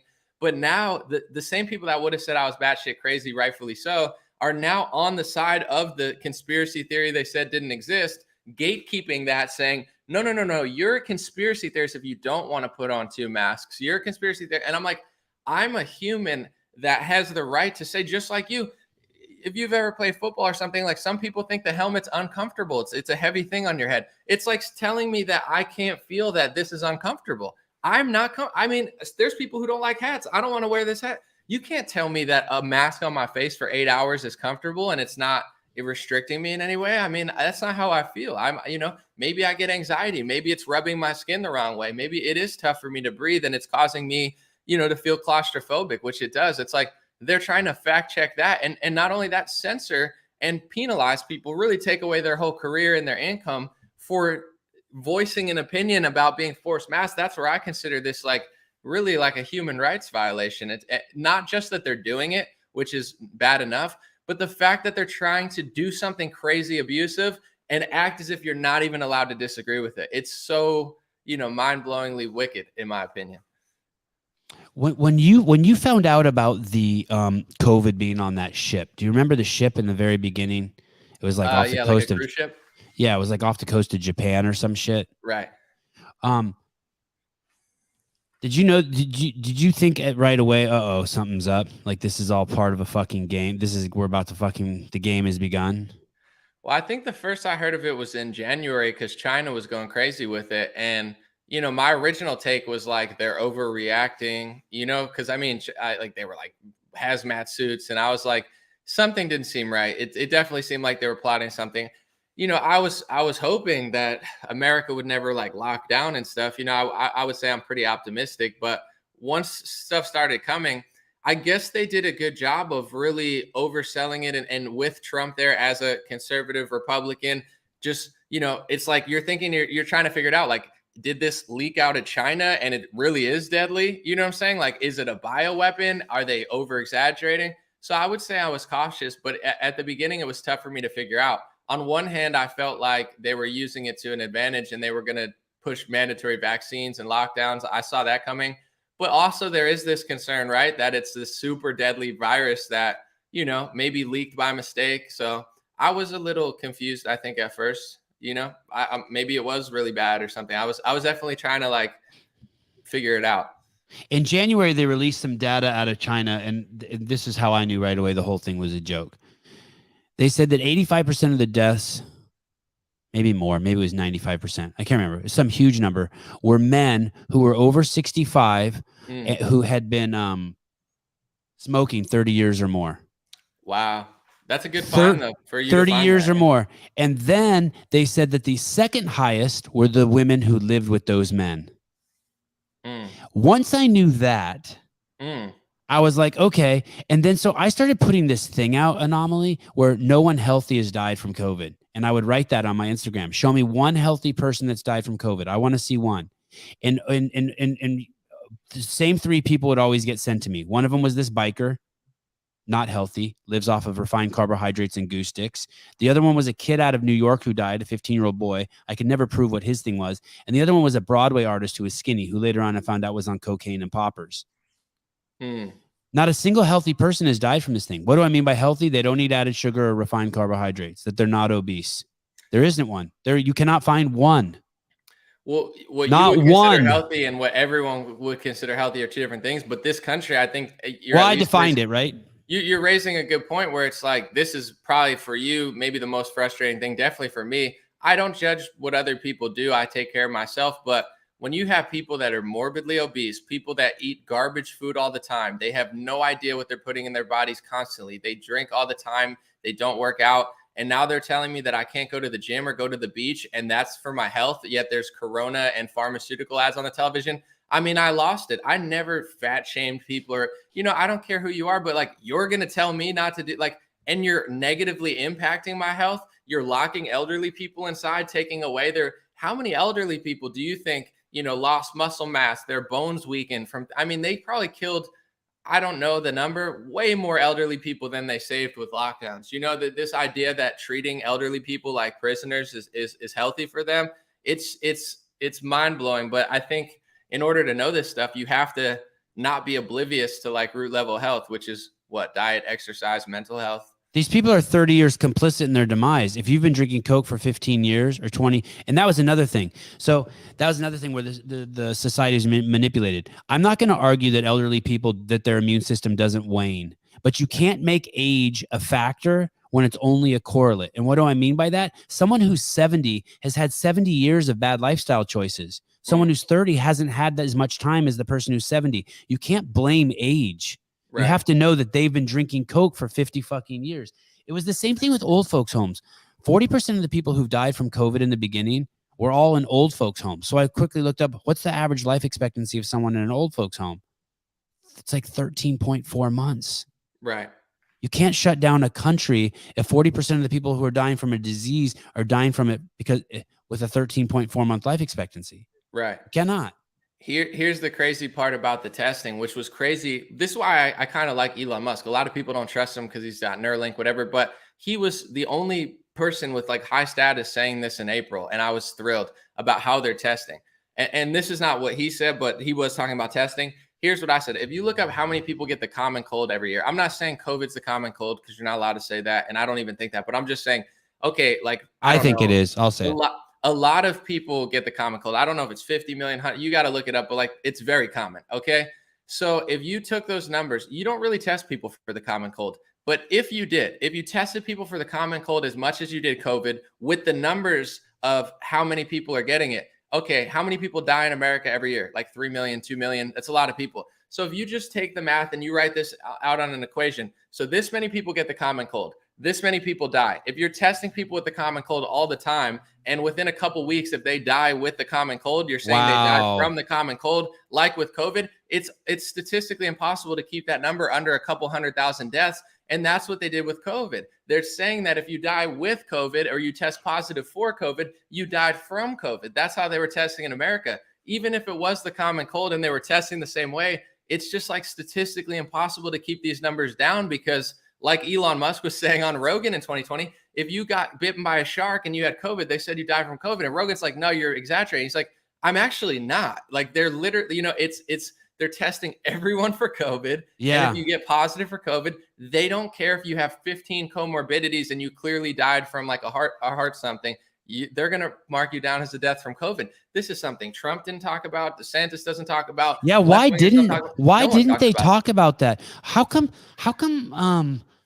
why won't they talk about exercise? Why didn't Trump say, hey, and even Joe Rogan was being a pussy for the longest time. Why wouldn't someone just say, hey, all you have to do is stop eating added sugar and refined carbohydrates. Your T cells and your NK cells are fully capable of killing anything in this stage, and you're fine.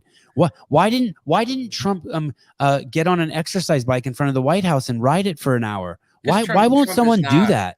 I mean, he's mentally healthy, I think, but physically, he's not a healthy person. He eats McDonald's. He promotes terrible stuff. He drinks Coke. No, he's massively obese. He's obese not a healthy person. But his son is healthy. His son's a CrossFitter. Right. Why doesn't Junior slap his dad around? I know. I feel like Junior's definitely more awake. And Trump sold the vaccine, like oversold it. I think he sold it harder than Bill Gates did in 2021. He sold it as if it saved the entire world. It was some crazy stuff, but this is politics, right? This is why they don't want people to not just have these conversations, but think this way, because here's the dynamic. Like is Trump better than Biden? I don't know what your audience thinks, but I mean, I would say Biden is in the lowest level. Like, I consider Obama 20 times better than Biden, just off of like not being a geriatric weirdo. But it's like, now you have two options, right? The Democrats or the Republicans. The Republicans had no problem printing $9 trillion in 2020. So are they fiscally conservative? I would say, as somebody who's more libertarian leaning on taxes and stuff, that was more socialist and communist than certain Obama things. You know, Trump had no problem doing that. Now Biden's doing it, so that they want people to argue, well, AOC, you know, is annoying. Well, I hate Trump, orange man bad. This stops people from getting to the root level. Here's the real red pill. The FDA and the CDC are full blown insane. And, you know, our food regulations in this country, the additives and the dyes that are illegal in Japan and Europe, you know, the dough conditioner that they use, forget about, I mean, I have no problem with the hamburger, but how good is the meat? Not very good. It's illegal in Europe. How good is the bread? Bread, like decent bread. I mean, what kind of bread is it? It's dough conditioner that's not even legal in multiple parts of the world. They're killing you with the food, and Trump's never going to talk about it. So they like when people just get trapped in this, like, either you're pro MAGA or anti MAGA, you're pro vax or anti vaxxer. These are conversations where it's like a Roman circus, right? Everybody fights, but they never get to the root level of there's maybe 3 politicians that are talking about food quality. Thomas Massey is one of them. I don't even know a second one. It's weird, these words too, these words that don't mean anything, like anti-racist, anti-vax. It's just sorcery. It's just word fuckery. Right. It's like it doesn't even mean anything. Oh, I'm anti-Bigfoot because I don't believe in Bigfoot. I'm anti, like, there's no end to that nonsense. I'm writing a book on that. I've been trying to finish it forever, but go through all these words: racist, sexist, xenophobic, anti-vaxxer, conspiracy theorists, climate denier, how they're used, what they mean. And say we were having a conversation even about, like, when we were talking about God, maybe that was like one time where we were having somewhat of debate. If I said, you're anti-God, you're anti-Christian, you're evil, you know, that would just mean I think I'm better than you. I'm not even going to entertain what you're saying. And I win the conversation by default because I'm censoring you with these words. They're really words of the censor, right? It's like intellectually lazy. And it's just like, you can win with a word. Like, you know, let's talk about welfare. Actually, you know what? Let's not. You're a racist. Okay, I win. You know, I'm out. Have a good day. It's a great way to pretend to be like a moral superior.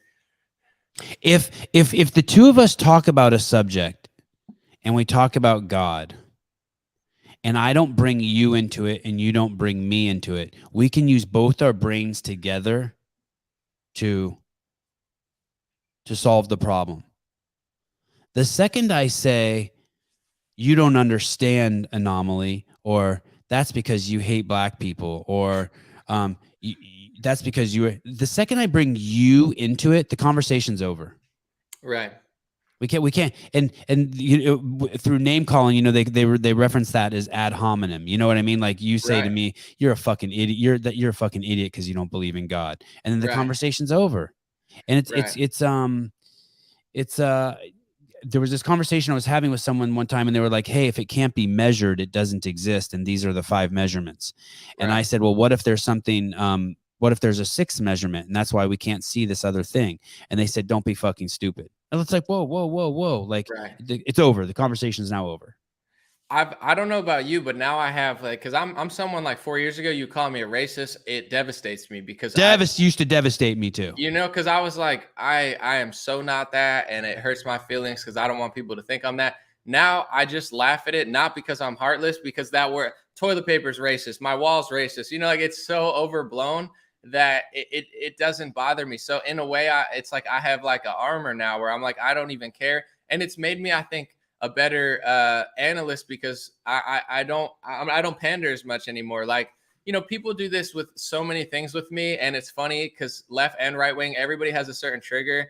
Like, there's certain times where if you know, criticize like someone Jewish that's powerful, they'll call you an anti-Semite, and it's crazy because, like, I mean, that word, in my opinion, I don't know what everyone else thinks it means because it's overused like racist, but like, to me, that means you hate all Jews. So it's a really bad thing to call somebody because very bad. It comes with a lot of like social stigma and like, wow, like, you hate so it's like, it's not only like childish, but it's like, if you have a question of like what Israel's government's doing, oh, you must hate everybody on the planet. It's like, it's such a childish thing. And it can be so hurtful because, I mean, it makes you look like a terrible person, but now these words are so overused that I just don't care anymore, because I also know, thank God, I've reached enough people. I have thousands of Jewish, Muslim, Christian, white, black, like I got people in Africa. Like nobody's going to believe it because I've had so much content out there that maybe the media will and these psychos will, but it's like people who listen to me, they know I'm not hateful. I don't spew like racial hatred, but I will have difficult racial conversations because I do find it interesting.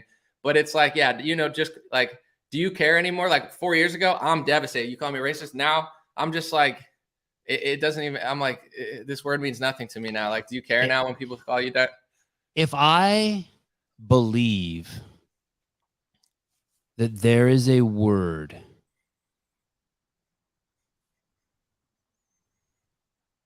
that someone should be offended by because of the color of their skin, I am now the purveyor, curator, and guard of the existence of racism. Are you following what I'm saying? If a black boy is born tomorrow morning, why would anyone have a word be waiting for him on planet Earth that he is supposed to be offended by for the rest of his life? And if you're a person who supports that narrative around a word, then who is actually the racist? Who is actually the creator and curator of racism? How is it that a little Mexican boy who's not born yet, he's going to be born next week, that there's already a word for him, spick, waiting on planet Earth that he's supposed to be offended by? You are the fucking racist. You are the creator of systemic racism by demanding that every person of Mexican descent be offended by that word.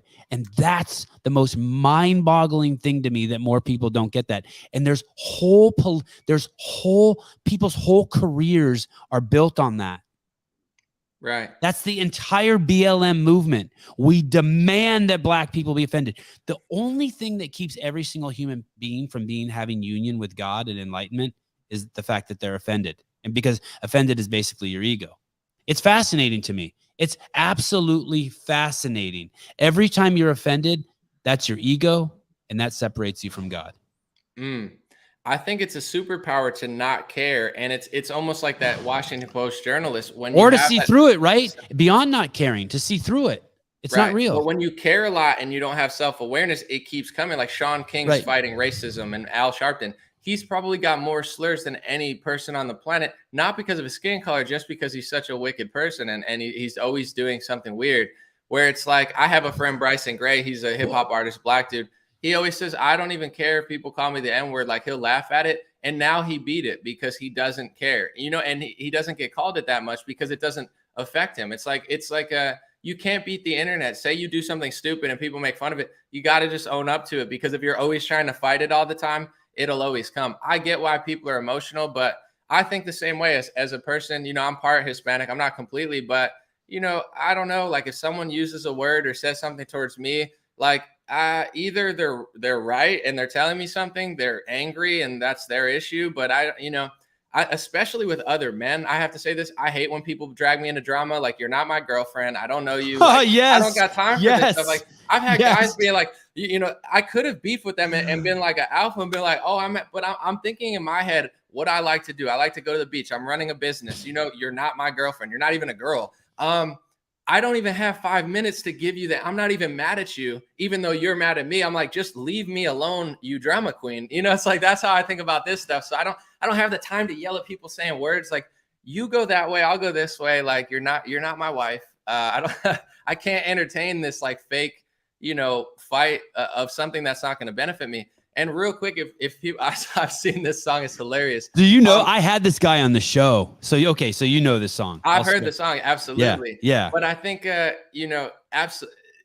when you do stuff like that, and say in inner cities and stuff, if you look at, high crime areas that are majority black, where there's, black kids getting murdered, places like Chicago where innocent people are getting slaughtered all the time, it's evil. You're not fighting the government. You're not fighting Donald Trump. It's like you're fighting your own community, so it's like this anger and this hatred. You're not fighting the white man or the cop. It's like, these are people killing each other, the same racial group that they say they're trying to empower. And the only way to really get over that is to really I mean, obviously money and resources could help, but it's this situation where you got to get to this point where you can't be beefing all the time, you know? So it's like, if you're mad at a word, you can be if you want, but it's going to lead you to this irrational lifestyle where you're going to, you know, that's the craziest thing to me when left wingers, like, they act like Chicago doesn't exist. If you're an activist that's interested in saving Black lives, this is a huge problem. I know it's not politically convenient, but when you have 15 people getting murdered in a weekend and you don't want to talk about it because the races don't align to the crime that you want to talk about, these people need to learn the culture and the mindset of, like, if you really want to stick it to the man, you know what I'm saying? Get out, crush it, and start. How a about business. Asian hate? Don't kill your neighbor. How about Asian hate? How about Yeah. Asian hate? 95% of all crimes done to Asians are from Black people, and yet I was like, what is the left doing? That Asian hate thing might have been a misstep. Like, right. What the fuck are you guys doing? Frame it as like a conservative white thing, but it's really like Asians in bad neighborhoods that are not safe anymore, right? It's like San Francisco, LA. Right, right. Yeah. Of course, it has nothing to do with color. Here's the crazy thing, too. The Washington Post will report about all of these deaths, and they'll break them down by color, right? They'll never mention to you that 6% of the United States is Black men, and that 51% of all the murders are done by Black men. By their sex, meaning that they have a penis in their pants, right. And by their skin color, meaning that they're melanated. Right. Biologically, they have different effects. The sun affects them differently. Obviously, their skin has no factor on whether the fact of they're violent or murderers. Zero. It's a cultural phenomenon. It's like I say on the show all the time. If you think you know anything about Black people, but you haven't lived in Africa, then you have no business saying anything about Black people as a sweeping generalization. Because even if you are Black, I have a question. Because the majority of Black people live in Africa, and they're nothing culturally like the people in the United States. Nothing. I spent a ton of time in Africa. Right. Nothing. Zero. Especially like, you know, like when African, like Nigerians crush in America, but like African families, like I know a very successful African kid, like I'm talking like Africa, came from Africa. You know, a lot of times their families say, don't hang out with the Black culture kids in America, because that's not who we are. That's not our values. And I don't want you to get swept up in that. It's like a Hispanic, you know, when Hispanics get swept up in rap culture and stuff, I rap. There's nothing wrong with it. But like, if you start to try to live that gangster lifestyle, you're going to end up dead or in jail. It's not the 50s anymore. You know what I'm saying? There's technology, there's phones, the feds are on this stuff. You can't be gangbanging like that. It's not, I'm trying to help people. You know, Nipsey Hussle used to say that. He's like, guys, we got, you know, you're not getting away with this stuff. There's no point. Why, if you want to stick it to the white man and the guy at the top, why are you fighting people in your own neighborhood? Like, what's the benefit of that? There is none, you know? But I wanted to ask you with the men thing, because I'm not like weaseling around the race thing, but I'm just curious, like, it is true sex wise that men are committing like what 90 something % of the violent crime. Why do you think that is, that like women don't murder as much on the gender side? The same thing that it's just all biological shit, right? It's the same reason why we will tolerate almost anything if for vagina, whereas they won't almost tolerate anything for penis. Do you know what I mean? Like we were talking about that earlier. If a woman has a completely different ideological stance than you don't care if you're physically attracted to her, if you want to see her naked and you want to lay with her and shower with her or whatever. Yeah. But women aren't like that, and it's the same. Men, there's just you think, or I don't know. Yeah, sure. I'm sure there's some chemical, there's something, but it's the same reason why we get in more car accidents. Isn't that fascinating? They can charge us more for insurance, right? And no one's like, that's sexist. Right. Well, because we know we're shittier drivers. We're more aggressive. Right. We do crazy shit. We do, like, you and I at 16 years old see the sign says 35, and being that we're good at math, we're like, I wonder if I can double that. You know what I mean? I wonder if I can do 70. And you don't even know why you want to do that. I've never heard of a girl doing that. Yeah, I wonder. The first thing I want to do is jump my car. No, I've never seen a girl like be like, hey, I can't wait. My girlfriend used to be like, can you please not rev my car over 3,000 RPMs? My dad said it's not good. I'm like, what? It's definitely got to be a biologically. I don't know if it's like testosterone or just men. It's the same reason like men are, you know, more dominant in basketball. But it is fascinating because like women love watching like crime shows and stuff. But it is men that are usually murdering with the higher insurance too. I mean, you know, I'm not playing the victim because this doesn't affect me. I'm not going to cry over it. But there is a massive attack on men in the media where it's like men are committing more suicide. You know, there are things that are disproportionate. It's not to say that men need to cry about it, but I think what they're trying to do is they're trying to like feminize men. They're trying to weaken for men. sure. They're trying to demonize men. And I have an interesting take on it. I mean, socially, it's obvious what's going on, but politically, I think I figured out why they hate certain groups. And once again, I'm not playing the victim. I'm not saying other racial groups don't face certain things, because there are Black, Jewish, Muslim. Everyone has their own thing that they're dealing with. But in America, if you really unbiasedly look at the media and say, who are they constantly like bashing in left-wing media? It's a lot of Christians, a lot of conservatives, Republicans. If you're a Black Republican, they hate you. Trust me. Hate you. And then like white people, white culture. But once again, if you're a Republican, if you fall into any of those categories, they're going to hate you anyway. But it's like, these are the groups that they hate. And if you look at statistically who's voting conservative against big government in policies, the white race is, white race, whatever. That is the number one demographic voting. Men that they're also always demonizing. If only women voted, the entire country would be Democrat. If only men voted, the entire country would be Republican. It's that the women are voting massively Democrat on a skew. So it's like every group that they demonize, I don't even think they have a deep, insatiable hate for, race or gender. It's just like they know if they can destroy this group and badger them, that they can gain power. And here's what I say to women or any group that's voting in favor of Democrats. They're not doing it for your best interest. If they can assume total power, we're all screwed. So they're just scapegoating right now the groups. It's not like, oh, white people are amazing or they don't need any scrutiny, but it's like they've identified racially this group is an issue. This religion's an issue. This, even now Hispanics are starting to vote more conservative, and you're seeing these op-eds, the white supremacist Hispanics, the Hispanics gone awry. And it's like any group that doesn't vote for them. I mean, look at like someone like a Candace Owens or like a Kanye West. They say one thing against the media narrative, and all of a sudden they're like literally Hitler. It's like they right. Anybody that questions them gets bamboozled. But they know statistically who will benefit them over time, and I feel like they're trying to socially engineer to get power, just like with the illegal immigration. I'm part Hispanic. My stepfather's 100% Mexican. I'm not saying that to pander. I'm just saying a lot of my family is Hispanic. But anyway, it's not like they love illegal immigrants. It's like there's two things going on. One, they're doing a cheap labor thing with a lot of corporations. Two, they understand the voting patterns of certain people. And if you give them money and a visa, they're going to vote for you. So I don't think they're doing it out of the kindness of their heart. I think and they've said this publicly, like they're trying to figure out how to win places like Texas. But then if you say that, they'll be like, oh, that's racist. I have videos of them literally saying that. It's not like I made this up. Democrats are literally like, yeah, if we do this long enough, then this will be a blue state. Like, yeah. It's crazy. Do you know Jorge Ventura? DREAMRARE? Absolutely. Yeah. DREAMRARE. Yeah, he's a hard worker. He's a good guy.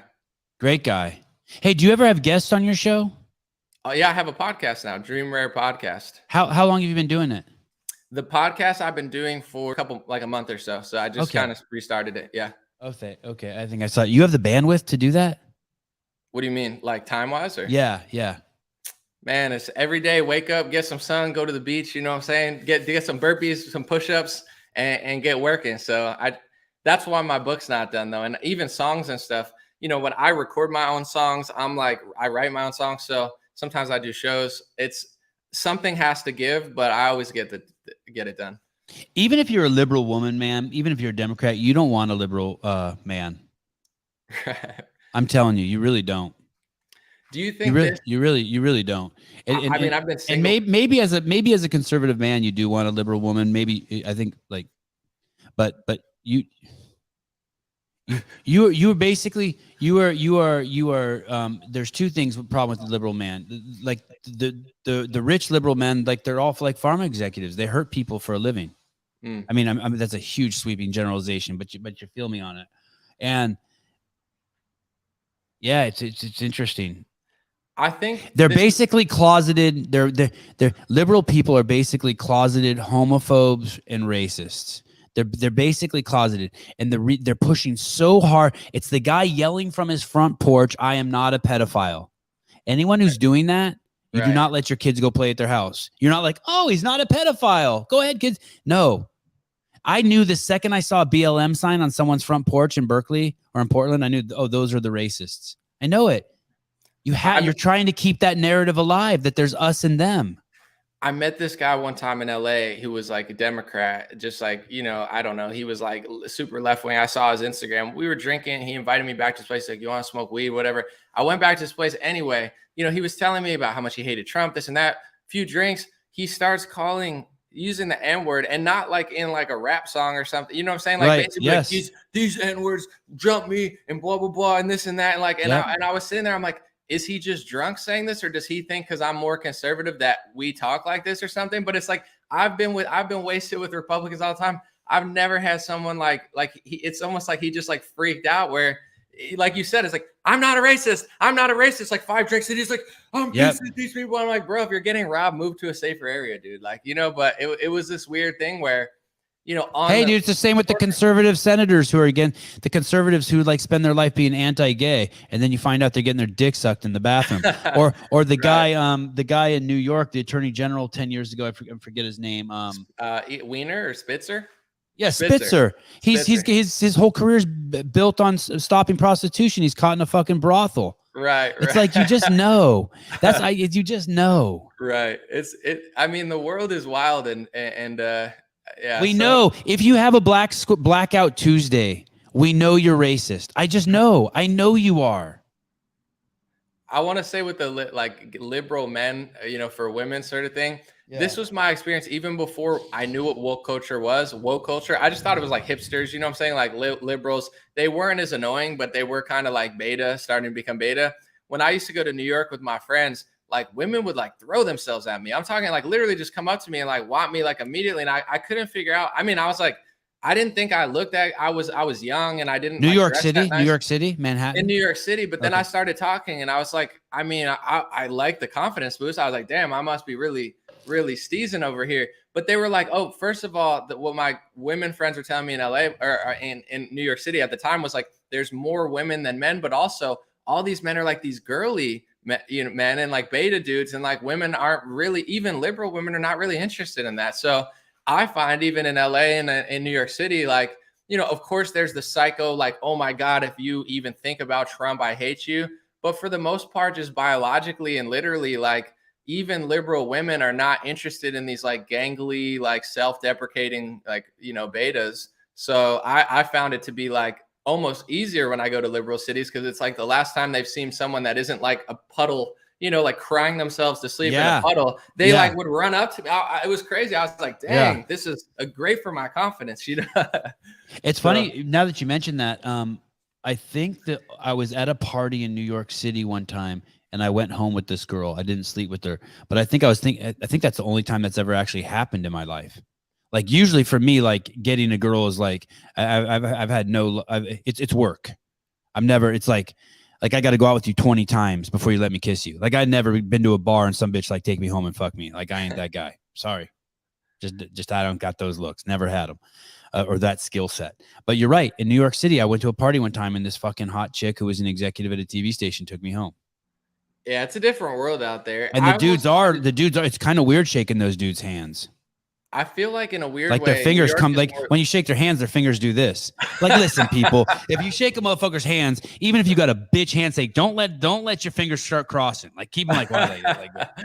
I find that New York is more liberal than LA. Like obviously LA is liberal and so San Francisco, but like New York, it's almost like the echo chamber. And I saw it 6 years ago because I had friends. I was born near New York, in the tri-state area, and a lot of my friends moved to the city.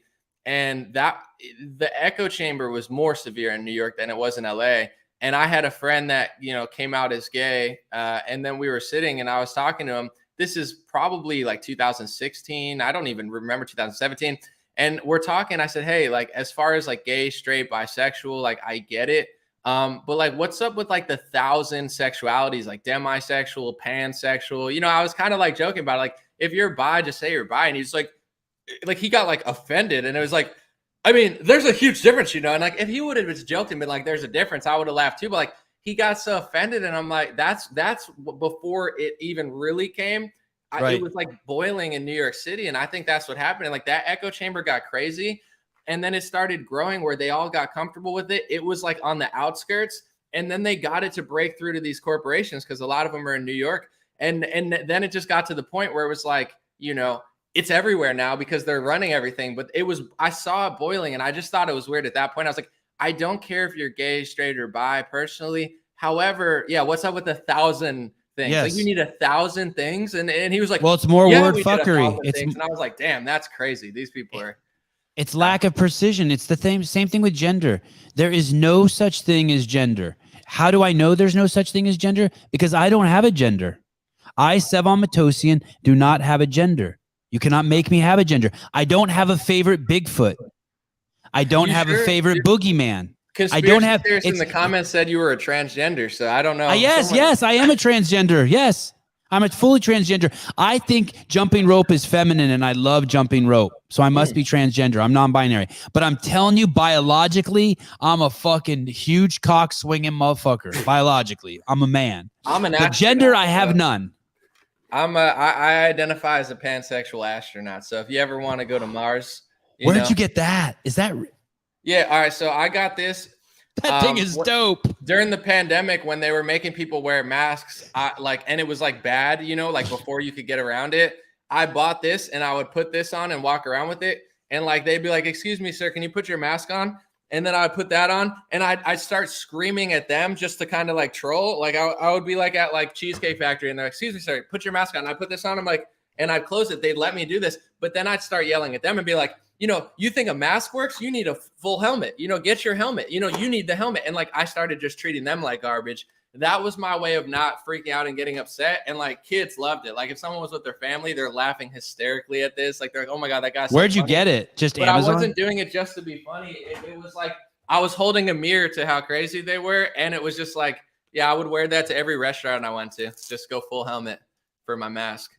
I didn't. LA was bad. I didn't. I lived up in Santa Cruz, and although it was bad, I am really around a ton of betas, and like, you really don't have to do anything. Like, you really don't have to. Like, you don't have to. Like, you can just be like, fuck off, get away from me. People be like, oh my God, I'm so sorry.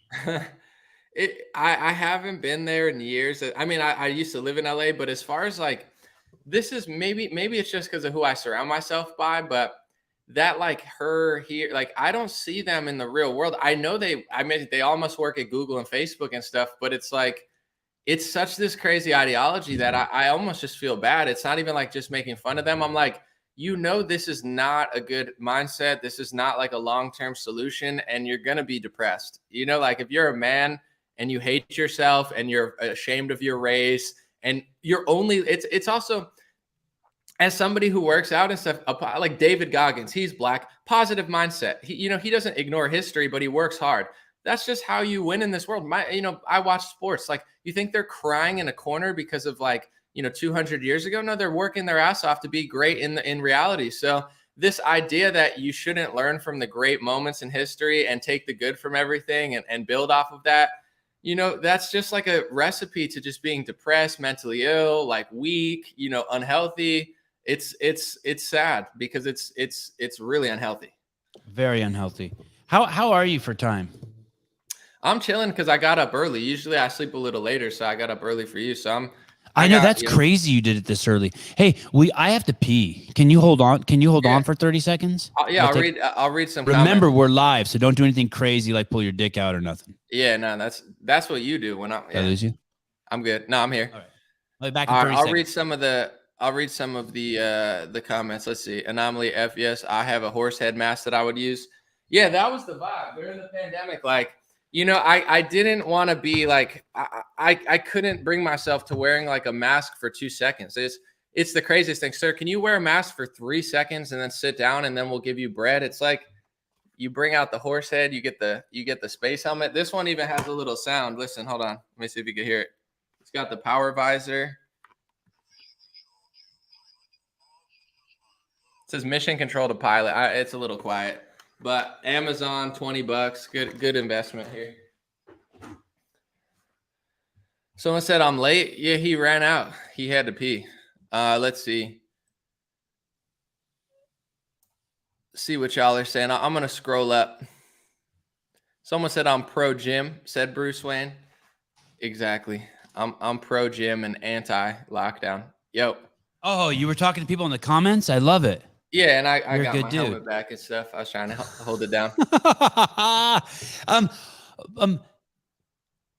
Everyone's got to be watching you now. There's got to be people at the Fed watching you. There's got to be Candace Owens watching you. Got to be James O'Keefe is following you. Like everyone's got to be watching you now. It's a good place to get the tidbits. Are you? Does that motivate you? How are you? Do you use that fuel? Does it intimidate you? Does it excite you? Does it? It just is what it is at this point. Actually, Even the White House is watching you. I mean, someone at the White House is watching your shit every day. All four of those, the Feds, James O'Keefe, Candace, and the White House. I have a story about all of those because you're right about every single one. So yeah, let me know which one you want to hear. Let's start with Mr. O'Keefe. Okay, so I have a friend who is a girl. She does like Republican stuff, you know, super nice and like super accomplished. She just hits me up and says, "Hey, you want to go on a boat with James? You want to go on a boat with James in like 30 minutes or something?" And I was like, "Yeah, of course." So what do you mean, like just off the coast of LA, just off the coast here? Yeah, I'll tell you. We'll hang out. I'll tell you in person. But we went on we were on a boat out in the ocean, and it was me, James, a few people, and I got to chat with them for a few hours. So you know that was pretty cool that she invited me. He was there. I guess they're like family friends or something. And James loves, if you ever like follow him on Instagram, he's like a good, you know, he could drive boats and stuff. So he often like sails and does like stuff in boats. So I got to talk to him for a few hours, and my takeaway from him was real deal. You know, I've always liked him and respected his work. It's tough, insane, really scary work, but real deal. You know, because some people, everybody's got a theory about everybody. Oh, they're this, they're that. To me, real deal guy, like straight up. Really, dude, I'm in love with him. I'm fucking in love with him. He's a fucking warrior. I would never do stuff like that, and I don't knock it. I'm just saying that's not the type of person. I don't like to be sneaky and do stuff like that. I don't like it. Like it's tough stuff because now you're kind of asking, you know, not like it. I know he knows the law and it's legal, but like it's crazy work to do, you know, like crazy. And you know, people want to try to do it to him now. Well, that's also how I feel spiritually is if you do something, you are inviting it to yourself. So like, I'm not that type of person. I'm more like a hippie sort of thing where I don't want that type of energy in myself. If I'm sitting with you ever, you can guarantee I'm not privately recording you, whether you're my worst enemy or my best friend. Right. That's not the type of person I am because that's kind of how I live my life. And I like to, even people can come and talk trash to somebody that I like. And I've always, even people, I'm like, they've been cool to me. You know what I'm saying? Like I'm a loyal person where if they have a bad fallout, something happens in the media, if you were nice to me and good to me, I'm not going to badmouth you. You know, I'm a good person. Right. But like with James, I mean, and I'm not saying he's bad, but like it's just different energy. Warrior, you know, you've gone too far. I'm going this way. Like it's you got to you got to be a strong person to do what James does. You know, like what I do is not nearly as tough as that. That's pretty crazy. But you know, I got really authentic vibes from him, and it was definitely a cool experience for sure. How about when he was like in the halls of Congress and he was like, I don't remember what he said, but he said something that basically alluded to the fact that like, hey, if I die, he made a post like, hey, I'm not suicidal, or he did one of those posts. Do you remember that? This is a few months ago. That, no. Oh, I was like, oh shit must be getting scary.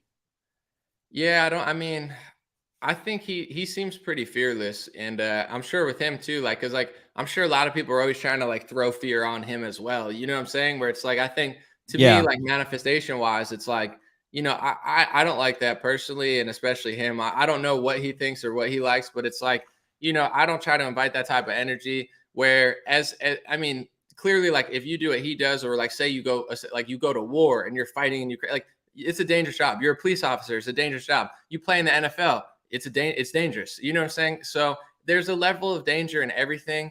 Driving a car, you know, more people will die in cars than like journalists will get, you know, in trouble. So it's like there's extremely and I try to look at it like that. So I don't really freak out because, you know, everything's dangerous in this world. And this is, you know, it's not probably James is safer than like a football player. You know, it doesn't seem that way, but you know, it's like there's these physical sports where, you know, you're bashing each other's heads 16 times a year for 10 years. Like, you know, your chances of getting messed up. Conor and Nate Diaz fight.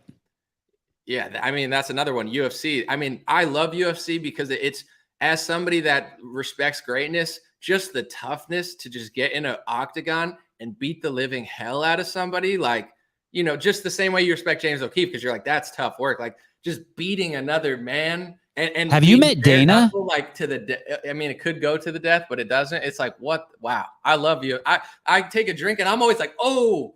Are you gonna be here Saturday? Say Are that you gonna again. be in OC Saturday? Yes, yes. I want to watch the Tyson Fury fight. Do you like boxing? Oh, I love. Yes, Tyson Fury's yes. the man. Let's Yeah. watch it. Okay, that would be dope. Yeah, I'm a huge Fury fan. I've tried to get him on the Yes. podcast. Hey, are you friends with Dana? Dana White? Dana Do you know White? him? I wish, man. I love Dana White, but I've never met him, never spoke to him. I can't. I mean, he's incredible what he's done as a man of society. What he has done is amazing. He's the best sports CEO ever, in my opinion. Like what I love about him, a lot of things, but in NBA, I don't know if you know this. If you question the refs, you can get a $30,000 fine for questioning the refs. In the UFC, Dana White, the head of the UFC, will question his own refs after a fight. Like he's the realest of the CEOs, no question. Yeah, I really like him. I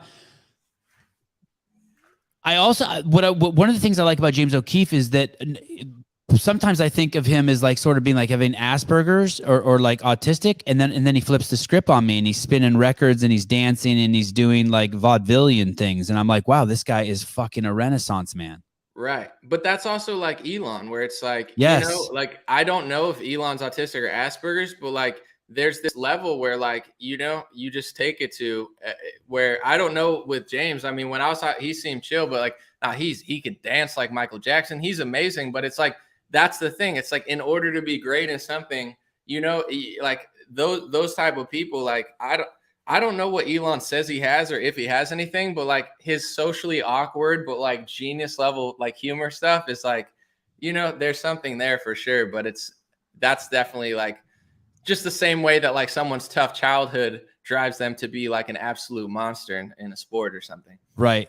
Don't ruin his story, Lone Star. Get quiet. You pipe down over there. The spirit of the story is still accurate. Someone said refs don't work for UFC. Well, I still though. I mean, yeah. I don't know. He still when he questions them, it fucks with the commission, and the commission is someone that most owners would kiss their ass, and so he's not kissing the commission's ass. Well, like, see how that works, Lone Star. And the reason they do it in NBA too, it's not. I don't even think it's just because they own it. It's just they're trying to protect the integrity of the league, and if people start thinking the games are rigged, it looks bad on them. But what weirder way to gatekeep that than to block it, Right, it's like right. He could do that and say, we want people to think these fights are fair, so you're not allowed to question it. So I think it's more like people's perception of how fair it is why they do it. But you might be right. I don't know.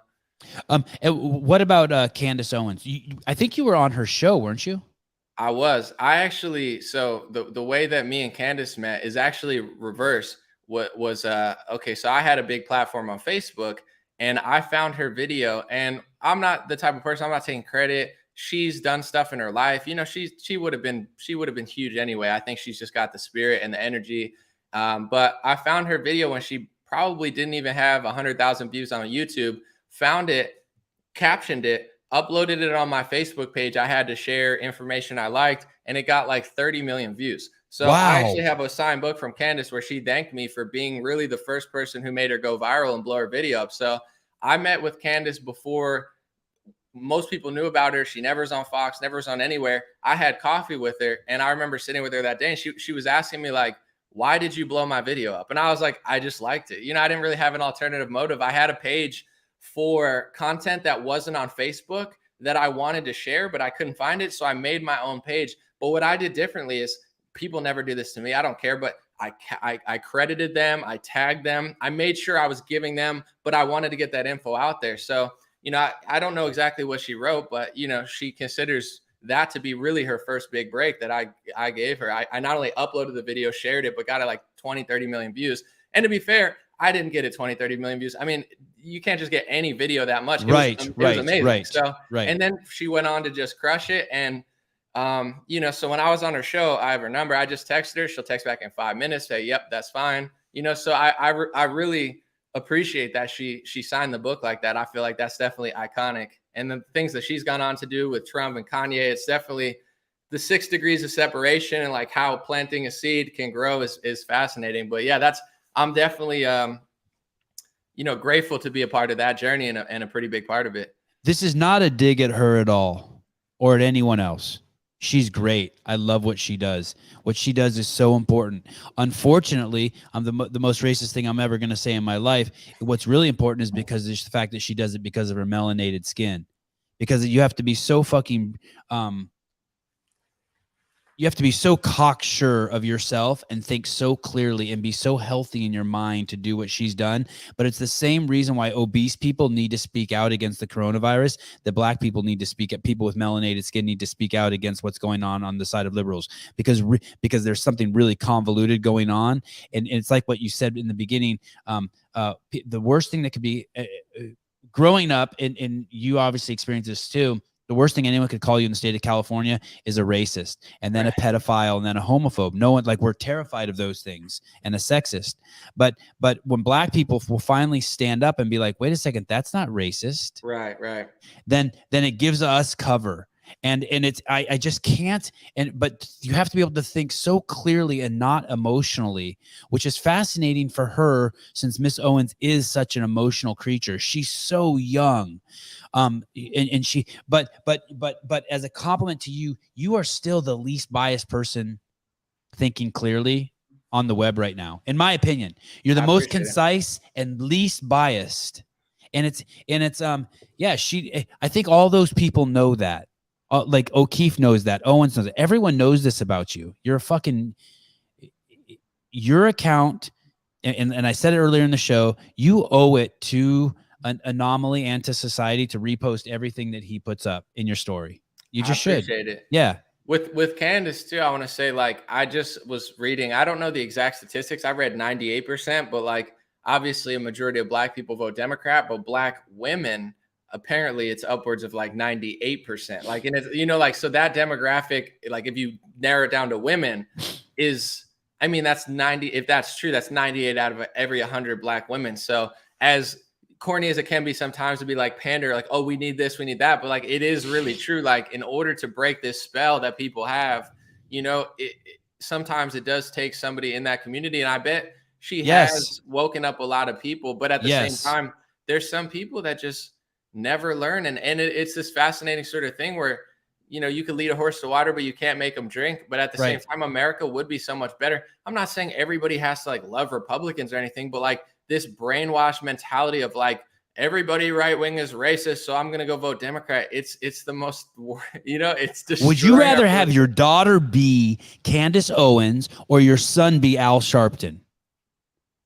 Oh, Candace, fucking, for sure. Do you want someone who feels sorry for a whole generation of people and all they do is create victims? For sure. Or do you want a strong leader who fucking teaches people to stand up for themselves? Right. Take fucking 20 Candace Owens. For sure. Over 10 million. That's like the answer, like night and day. It's pretty crazy. It's fucking crazy. Yeah. It's crazy. Okay, what about the White House? What interaction have you had with the White House? I got to go. Like I said, I'm Italian, I'm Polish, I'm Czechoslovakian, and I'm part Puerto Rican. But the Hispanic Republicans invited me to the White House under Trump, so I got to go. Shit. Yeah, talk like I didn't meet with him and sit with him, but he spoke. There's probably like 100 people there. We ate Hispanic food. They had mariachi bands. Like I'm drinking. Lincoln's behind me. It was epic. That was definitely a moment for sure. That was so How cool. close were you to Trump? How close were you? I would say probably like 20 feet. I could have been like a foot from him because my friend who invited me, his name's Jesse. He's in a wheelchair. If I would have, and I didn't like ditch him, but there's so much going on. We're doing our own thing. If I would have just hung out with him, he's like, no, like, man, if you would have chilled with me, bro, I'm handicapped. You could have sat right in the front row. And I'm like, it's all good because I didn't want to go early, you know. So I kind of was towards the back because I'm talking to people, I'm eating, I'm drinking. I'm not trying to stand for an hour just to wait to hear Trump speak. But my friend's like, you didn't have to do that, bro. You know, if you would have been, I was like, oh, I should have thought that because he's got so I could have been front row, but I was eating, drinking, and I got there late, so I was towards like the back of the room, but that was kind of by choice. So O'Keefe, the White House, Candace, the Feds was the other one. The Feds, yeah. All right, so after January 6th, which by the way I didn't go to, I wasn't there. I wasn't in DC, had nothing to do with it. my father calls me and says, hey, someone from the FBI said they want to come to the house. I think they're lying. I think it's a fake thing. So I said, give me the number. He gives me the number. I look it up. It's literally the FBI. So I'm like, oh gosh, what the hell? I knew it was about January 6th though, because I was reading all these things where they're going to people. And I'm like, I'm just annoyed at this point because I'm like, I wasn't even there. You know what I'm saying? Like, it's just annoying because what? So I gave them a call, just not because I wanted to talk to them, but like, I didn't want them to show up at my father's house. You know, he has nothing to do with it. So they just said, yeah, you know, along the lines of like, we got a tip that you know something about January 6th.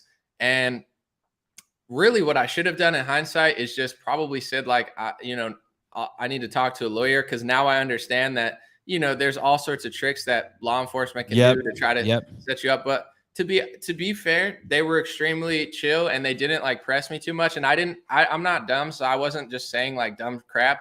I told them the truth and I said I wasn't there. I wasn't even in DC. And I told them, just for the record, I said, I appreciate law enforcement. I understand you're doing your job, whatever. But, you know, one thing that's annoying to me is I'll go to an event and I've taken a picture with Roger Stone one time. I don't even know Roger Stone. Someone just said, hey, this Anomaly, you got to take a picture. Now I got Democrats saying Anomaly works with Roger Stone. I don't even know the dude, you know? So it's like, I just told them, I'm like, maybe I was like, it's just annoying that, you know, like I take pictures with hundreds of people. I'm sure I've taken a picture. I mean, I go to events, 50 people want to take a picture. I'm not fact checking. Who are you? What organization do you work for? You're a supporter. I appreciate you. Maybe they saw a picture or something, you know, I'm everywhere. So it's like, I just told them that it was annoying that I was getting roped into something I wasn't even at just because I have a thing. But for the most part, yeah, they didn't really like press too much. It wasn't like hours. It was that they asked like a few questions really. And really it was over. But you know, I was like, it just really ticked me off, because at least if I was there, you know, it's like I was there. I didn't do anything, but I wasn't even there. So I'm just like, what the hell are you calling me for? You know, or like bothering my father for? Did you, when you spoke to him, did you speak to him in person or on the phone? On the phone. Interesting. Damn. Well, because they said, I mean, this is why, because normally it's like whatever, but like, you know, I can handle whatever I have to handle, but like, it's just like, why are you calling my dad? I guess they didn't know my number or something, but it's just like, man, I don't know many people that got called that weren't there. Most people were there. It's just like, and maybe, you know, in a weird way, I guess with the Trump stuff, I've been calling him out because he sells the vaccine too much. And I think one thing that really annoyed me was that phone call, not the fact nothing happened. I wasn't under investigation. It's just like, don't call my parent. You know what I'm saying? Leave my family alone. Right. But I think I'm extra annoyed at Trump because it's like, I'm not saying it's his fault, but like his leadership's just been piss poor. So it's like he does this goofy event that's all about himself. He's telling people to do this. He doesn't really have an aim. He's talking about Mike Pence. Mike Pence is not going to overturn the election, bro. Like, I wanted you to win, but like, this is a Hail Mary. You know, last second, we didn't get what we want. Let's do a Hail Mary. I'm all for throwing a Hail Mary in a football game, but you got to understand it's a small percentage chance. You got all these Trump supporters hyped up on it. I think it was overblown. They exaggerated about what really happened. There were some idiots, but it wasn't everybody's fault. But then after January 6th, you know, I'm not going to say in trouble because nothing happened, but like, I'm getting annoyed by it. I'm being semi-affected by it. And now you're running around the country selling vaccines and I'm supposed to suck up to you. I'm like, no, bro, you kind of suck now, dude. You know, so that kind of ticked me off even extra more, where I'm sure people feel the same that actually went to that event, had their whole lives ruined. Some people lost their jobs and didn't even go in the building. And then you got Trump pardoning like random criminals, not even caring about his own supporters and selling vaccines. You know, that to me, that was really like a moment where I was just like, you know, now your dumb stuff is like annoying me like extra much. But it ended up not being a huge deal. But it's like, yeah, they're like, we're watching your videos or whatever. And it's like, I hope you're enjoying you popped up on their radar for some reason. I mean, I feel like I know why. It's because I mean, I go to protest events. When I go to a protest, like a, you know, anti-mandate protest, I'm taking hundreds of pictures. You know what I'm saying? So I've taken pictures with people that I know do things that I don't agree with anybody completely. I'm myself. I'll never say no to a picture, and I don't care. I still won't. You know, so it's like I'm debating people, talking to people, doing live streams with people, taking pictures with people. I must have popped up like 10 times probably. You know, I got 800 million views. So they were, to be fair though, they didn't like, I know they can entrap people and like hassle them. They kind of just let it go pretty quickly. Like they even said, I don't know, they're like, I'm sure out of everybody they investigated, I was hopefully the least crazy one, you know, because there are some people like, we gotta go, Patriots, we gotta go and fight, fight. You know, I'm not. You watch my videos, I'm making jokes and stuff. I'm not telling people. I'm telling people to do push-ups and stuff, you know, because I really believe that. I'm like, you know, what's the point of being at the Capitol if you're, you know, I'm like, do some burpees at the Capitol. You know what I'm saying? Like, let's get some smoothies up in here. I'm not trying to like throw things at Mike Pence. This video that on your well, it's a video of the director of the CDC. This is completely fucking mind-boggling. Which one? I'm gonna play it right now, right here. Yo, the CDC is so bad. It's nuts. You guys are gonna have trouble hearing this, but don't worry. I wrote down what she says, and I'm gonna tell you guys what she says. But just check this out real quick. Check this out. Here we go. Let's listen. The reason why the price of Nope, sorry, not there. There it is. Yeah. Give me 1 second. About why they were wrong. Yeah. Just that. Here's what it is. Here's the video I watched today. Could we have improved? Well, you know, I think I can tell you where I was when the CNN feed came. I can tell you where I was when the CNN feed came. Listen, that's the director of the CDC telling us that she got the information about the vaccine from the CDC, and or she got the information. That's the director of the CDC saying she got information about the efficacy of the vaccine from CNN, and that she was hopeful that it was true. Right, and it was optimism. So she was wrong.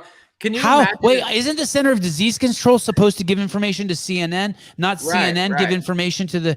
I'm like, and when data, I see shit like that, I'm like, how is anybody believe anything now? And we're not in the science community, but like, say, even if you're doing some sort of study on fitness or something, like you're supposed to do the experiment and look at the data. It's a total bias to say, well, I want this to work, so I'm just going to say it did before we even get the results. It's psychotic, even in something like basic, let alone like the entire world's depending on your thoughts, and you're just watching television being optimistic. Like I actually have a picture over here because I like to hold it up and like troll and be like, like, look at her eyes. She's like a full-blown nut, you know? She's like, that is a great picture. Thank you. How no wonder now the feds are going to come to my house. How about the fact that she also says no one thought that this vaccine wouldn't work on other variants? Excuse me, we all thought that. Right. We have you heard that video? I've put it on my Instagram where the CEO of Pfizer says the first 2 shots barely work, if at all. They made $38 billion off of something now that he says hardly works, if at all. Can you imagine if you bought a car and 2 weeks after you got home with it, they were like, hey, sorry, it doesn't work? Yeah, and they're acting like you no can't one could do have that. that. And it's like, well, because you censored and banned everybody who said that because you weren't allowed to say that. Like, they're so corrupt. It's literally outlandish. And at this point, I honestly believe that most people know that. I know people that are fully vaccinated, that love vaccines, that feel duped. You know what I'm saying? I know there's the psychos, they exist, but you know, that's why they're rolling back of the mandates and restrictions and stuff too. They're going to get blown out in November at the current rate, and they're trying to figure out how to like reach out. I mean, they're losing Hispanics. They're looking really bad, but it's like these fringe leftists, the further they go, it's finally starting to like lose even like people who believe them 4 months ago. I mean, you got to be pretty dumb at this point to be like, oh, like, and this is why Donald Trump kind of sucks now, because he's on television, not just saying he's proud he did it. He's trying to say it's the greatest human achievement and it saved 100 million lives. And, you know, like he's like, I'm like, dude, I know people that are fully vaccinated that get every vaccine that literally think they got duped, or at bare minimum, they wouldn't consider it a top 100,000 achievement in human history. And you, the conservative candidates on television, trying to sell it as if it's the greatest human achievement. Even Bill Gates isn't doing that. Bill Gates has come out and said, this wasn't what we'd hoped. Yes. Right. Yes. He said, Yes. Yes. Donald, that's what blows my mind about Trump now. Why he's so annoying is like, people get mad at me on the right. I'm just like, he's selling the vaccine harder than Bill Gates is. Like he's doing too much with it. If you just said, hey, I like Operation Warp Speed, whatever. But if you're going to say it's the greatest human achievement, bro, Nobody thinks that. Nobody thinks this is the greatest human achievement. Like, it's not How even about the a top VAERS thousand. report? How about the VAERS report? Well, that's another crazy topic. I mean, without saying too much, the crazy part is the government made that when Reagan did the National Childhood Vaccine Injury Act. It was created by the government to study side effects. And now you have the government and the media, who works in many cases for the government, telling you that it's a conspiracy theory. It's not. Alex Jones didn't create the VAERS report. The government created it purposely to study this stuff, and now they're gaslighting people into thinking that you shouldn't even look at it and consider it. And how about before the vaccine came out, before the COVID vaccine came out, they said Harvard, the home of fucking liberalism, said that VAERS it's actually 90% worse than that. That's only 10% of the injuries. Right. Meaning, RFK always talks but about now that. it's not reliable in the opposite direction. Right. And I've talked to doctors who are liberals, and they say, hey, the VAERS report is 100% right, and it's probably way worse than that. And they go, why do you say that? They go, because we don't get paid to fill it out, so we don't fill it out. We have to do it on our own time, so no one uses it. I was like, oh, shit. And if you mess up, there's a huge consequence. So if you lie and say, I'm vaccine injured, and you get caught as a citizen, there's a massive penalty to pay. So massive. I mean, once again, I think the only logical conclusion would be is it's probably underreported. And it's flying off the charts for this one. So it's just like, if you were to say it's inaccurate and we got to do better, I wouldn't have a problem with this. But the fact that they're gaslighting people into thinking it's a conspiracy theory, they made it. So then there's two options. Either the government's incompetent, or you're lying. So it's like, or both. Yeah, it's like it's next level. That's where I feel like they've kind of played themselves. And I'm somewhat optimistic, where I'm looking at like election betting odds, and Republicans are favorites to win 85%, 75%. They're kicking out the mask mandates on the plane. They're not doing this because they love people. They're doing this because they have the data that people are not buying it anymore. They're getting blown out of the water by Joe Rogan podcasts, Instagram, TikTokers. They're not competing. So they're trying to like regrasp reality. And here's where the exciting part's happening. I'm reading comments on CNN, Liana Wen, these Democrats who are saying, oh, I'm done with the mask mandate. They are getting obliterated by their own supporters because they created a Frankenstein. They created a group of people that are psychotically attached to these false realities and this like enslavement of themselves. And now that they realize like, yo, I'm not going to win office. We're going to get kicked off television. Like nobody's watching us. Like we're being weird. Their own supporters are eating them alive. And all I have to say is that's what you deserve. You lied to these people for 2 years. You got to reap what you sow. And they're trying to play the fence.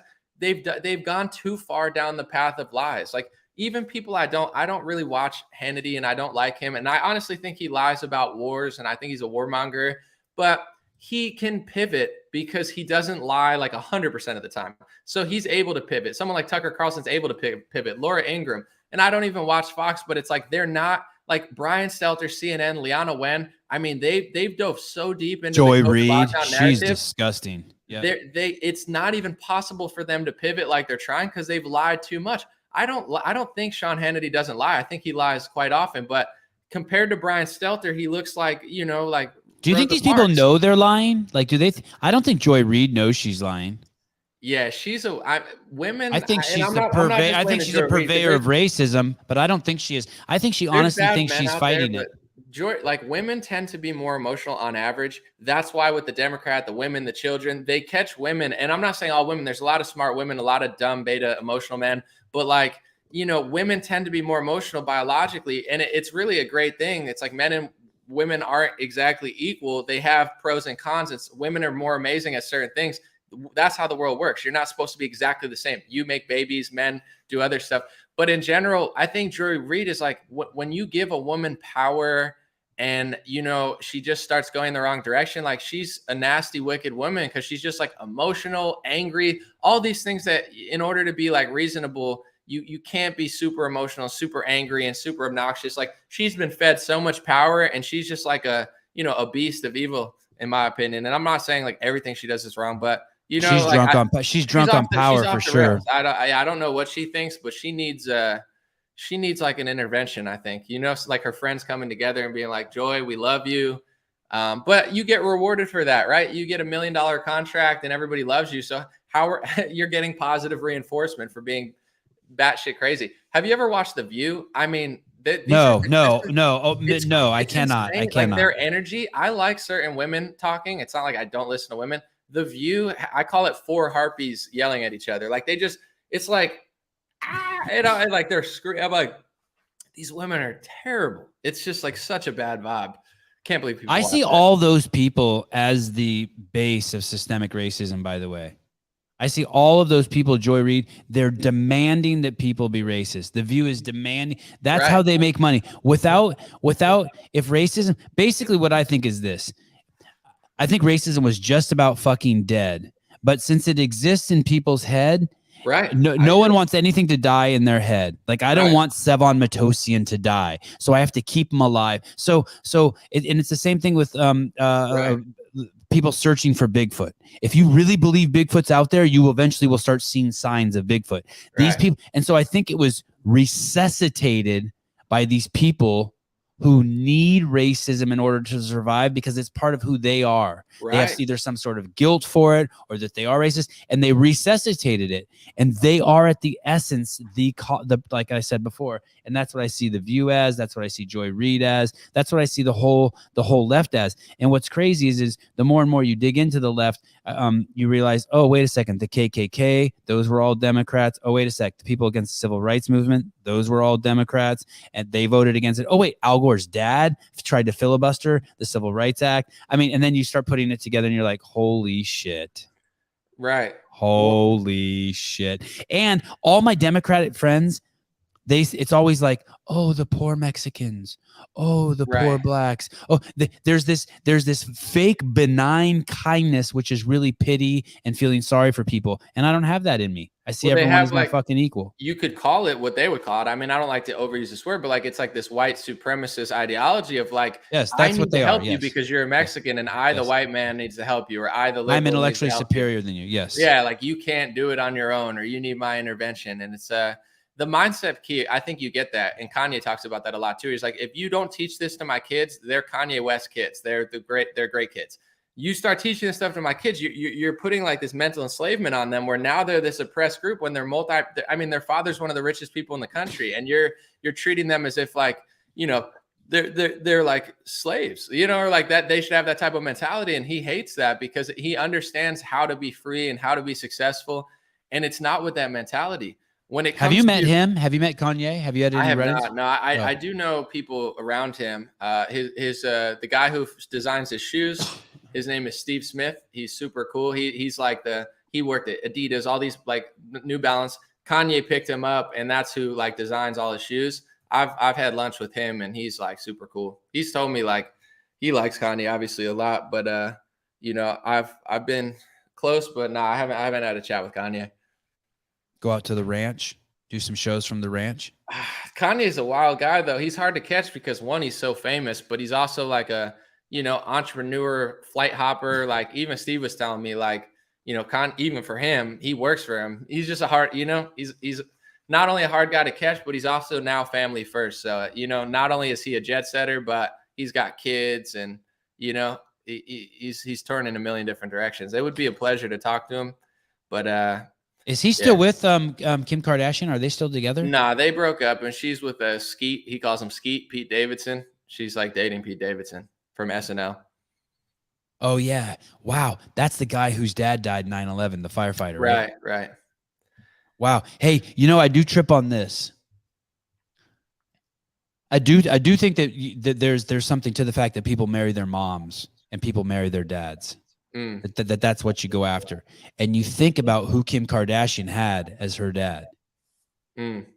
She had that Armenian cat, the lawyer who ended up dying. But then she had that other dude, Jenner, yeah. And Kanye's got some shit going on upstairs. Sometimes I wonder if Kanye's as confused as Miss Caitlyn. Well, and that's what she's attracted to. That type, and there's no doubt that Jenner's was a fucking great man, right? But fuck, dude, the last thing you'd want to do is go through the torment of having a fucking like that. Doesn't look fun. What Caitlyn's doing, that looks like a lot of work. Getting up, doing your hair, the makeup, just the whole. All that transformation shit looks like more work than I'm willing to do. I don't even like to I put goo in my hair for this podcast. I fucking hate it. It's a paradox where you have this guy who's trying to be Christian, and he's trying to make a Christian out of the most. I'm not saying she's not a Christian, but you know what I'm saying. Who? She's the Caitlin? most- Who? Caitlin? So I'm talking about Kim. She's Oh. the most like, out there, liberally cultural person out there. So I mean, that's the hardest person to make a Christian wife, I would say, in the whole. She is a liberal. I mean, I think she kind of plays both sides, but like, I'm just saying, as far as like, would you consider her like a classic, like conservative Christian wife? No, she's out. She's, done up out there showing off. I'm not judging, but I would say she's one of the, and she's, like, it's just the hardest person to make a housewife out of, like he Right. chose the hardest person to make a wife out of, but maybe he likes a challenge. I wanted to say real quick on like the racism stuff and how the left does it. When it comes to like the BLM stuff, not only the riots, etc., but then they put like BLM on end zones and in NBA games. Do you think, and I'm curious to hear your answer, all this like racism ends on like the end zone, or like BLM on the shirts, and like, end racism now. Do you think they even converted one racist into a non-racist? No, the other way, completely the other way. Right. Not Completely even one person looks at an end zone. Oh, I've hated this race my whole life, but now that I looked at the end zone typographic, now I'm not a race. I don't think they converted one single person. Only millions of people despising the organization more and taking it out on others. So there's no way they've done any work. Dear America, dear BLM, dear the left, there were hundreds of thousands, if not hundreds of millions of people who never noticed black or white people. They just didn't think like that. And now, and the perfect example is my wife. My wife went to Whole Foods. She came home and she goes, I had a black checker. And I go, yeah. This is like a year ago. I go, yeah. And she goes, it's fucked up. And I go, what's fucked up? And she goes, I would have never thought, I'm 50 years old or 47 years old. How I've never thought of my checker's race or ethnicity or anything. And I'm facing this checker and I'm wondering to myself, oh shit, does this checker think I'm a white supremacist? Right. And my wife is like the fucking nicest, fucking coolest fucking person in the fucking world. She's dope. Right. And I know what caused that. And it's the same thing that my friend told me the other day. His 5-year-old kid was taught at school about Rosa Parks sitting in the back of the bus, coming up to the front. And you know what the kid's takeaway was? The kid at that point hadn't noticed that there were black people and white people. So under the guise of teaching civil rights, this kid was introduced to the fact that black and white people are different. And there's this stupidity of how people think that the human brain works. You think you're doing something good, but what you've done is you've partitioned society. You are enforcing racism. I'm not saying that shouldn't be taught. I'm saying it shouldn't be taught to fucking 5-year-olds who aren't fucking ready to distinguish between the world between black and white people. Right. They're not there. Well, Kanye talks about Black History Month. He calls it Black Future Month because he's like, let's stop talking about what's bad about the past and let's talk about what black people are doing now. That's amazing. Imagine if you learned in school about how great Michael Jordan was, right? Imagine if you learned in school about how great, a black inventor was, or a black, journalist. Like, I mean, your perception would be so different. So it's not, you can't teach about race. And here's the crazy thing about Rosa Parks.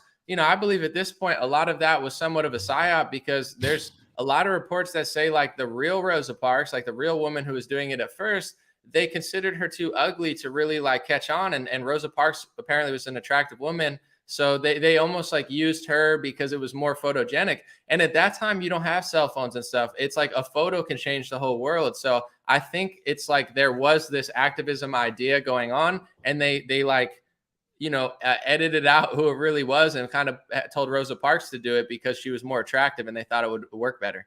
No shit. Where do you read that? I would have to look it up. I mean, I try not to speak about stuff I don't know, but let me see. Rosa Parks, pretty. Wow. I want to see if God, the whole idea of psyop and all that shit that's been introduced to me in the last couple of years, it's just fucking. Yeah. If you search about, some of that, it's hard to, I would have to do a little background, but. Do you know Alex Stein, primetime Alex Stein? He's been exploding on YouTube. Yeah. I've talked to him. I thought he was a liberal, but then he messaged me and said, "Anomaly, I love your stuff." So I had him on my Instagram live for a little bit. He's wild, huh? Yeah, he's definitely going balls to the wall. Yeah, I had him on the podcast, and I was really fucking nervous. You know what he did when he came on my podcast? What? He streamed it live to his without telling me. I mean, he told me once he came on, but like we set it up, and he goes, "Hey, I'm streaming to my YouTube too." Okay. And I thought, wow, that's a little presumptuous without even telling me.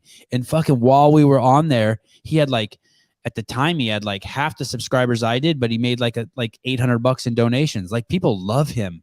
I'm having him on again soon. I really like him. He's wild though. Yeah, 800. Yeah, that's a lot for a stream. It's crazy. Yeah. People, I think his popularity has doubled in the last few months. He's exploding. Well, he definitely has found out what's working. It's hilarious. And, I don't know how many town halls there are where he's going, but I mean, I get it though, where as far as for him, he's really funny. He wants to, get his message out there and troll, where it's like, once you get, and this is the key to like success. It's like, there's a lot of one-hit wonders and everything, where it's like nowadays with the internet, if you're a hard worker and you don't want to squander, you appreciate it. Why fade away? So he's taken his momentum that he had with the one video and turned it into like, he's keeping it going, probably because he's worked for a long time. And, either when you get it, you blow it, or you just keep it moving. So he's just, just trying to like double down on everything and just ramping it up. Do you know the story about his mom dying? He told me that. Yeah, that's crazy. Yeah, crazy. Really crazy. And hey, man, that's the kind of shit that could be like rocket fuel for you for 20 years, right? Like, your mom dies because of some bullshit some politician did. It's fuel for sure. Yeah, you're gonna be a fucking force to reckon with. Yeah. Real quick, I want to say something like about on the race thing, and this is even on the right, this kind of gets misconstrued. And I think kind of like you do, like mindset. Like I love how you talk about race, because it's like, at the end of the day, of course, you do want to understand evil and what bad things, but at the same time, people are impressionable. So I do believe, regardless of your race, like, your mind is what you fill it with. So even though psycho left-wing people, I don't just stare at them all day. If I did that, I would be insane. And a lot of people are, even on the right. So, I purposely only like entertain certain things that I think are going to be beneficial.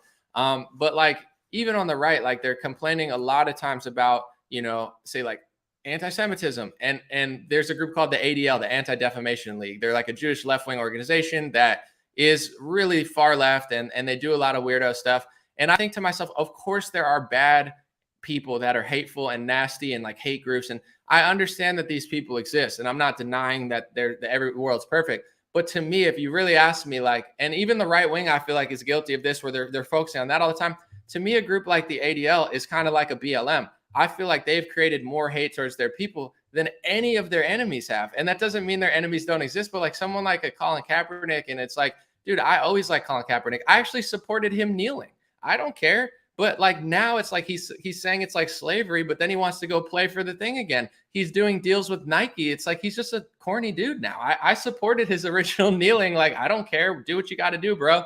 But now he's kind of cringe. So it's like, even the right wing's always trying to like fight anti-Semitism. And I'm like, of course there's going to be radical people. But in my opinion, as someone who sees both sides, and I'm like really observing, the radicalization, or the further right, or whatever you want to call it, has grown astronomically, not randomly. Like, people just found a book and read it. It's been groups like the ADL. It's been media going insane, right? More people are into conspiracies now. Why? Because they're Looney Tunes? No, because the media is full of crap, and people are going elsewhere there for their information. So it's like, to me, with all of this stuff, the only way to end it, like you're talking about, it's a mindset and a teaching, but it's also like a self-accountability thing. For sure, I don't think that the end zone racism typograph, I don't think it converted a single person. I think it did, but just the wrong way. I think it made people racist. Than just writing a word on an end zone and thinking a racist is going to like you now. I mean, you got to talk to people, make a good point, show them somebody black that's awesome. And, Daryl Davis has gotten a lot of people in the KKK to quit. He's black.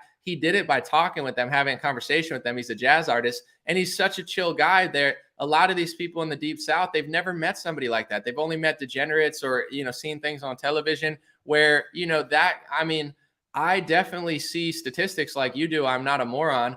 However, I'm grateful to have met different people, and I realize there are anomalies. There are, people, like, everybody is not a net sum of their race or gender. And now I understand that although I could point out crime statistics, it doesn't make me a racist. And I'm not going to blame Candace Owens for that. So it's it's this dynamic of, like, I can talk about race honestly, but at the same time, I'm not going to blame everyone. And there are people who do blame everyone, but what's radicalizing them is not these hate groups. It's groups like the ADL, it's groups like BLM, it's the mainstream media. So I find that the best way to stop racism and hate is, like, these people have to be a little more accountable, because it's almost like, BLM and ADL, it's almost like they're using their race as a shield and, like, sacrificing their brand for their own political agenda, which is is not. That's exactly what BLM is. You said it. That's exactly what everyone on the left is who's black, is they're sacrificing their race for their political agenda. Right. It's fucking nuts.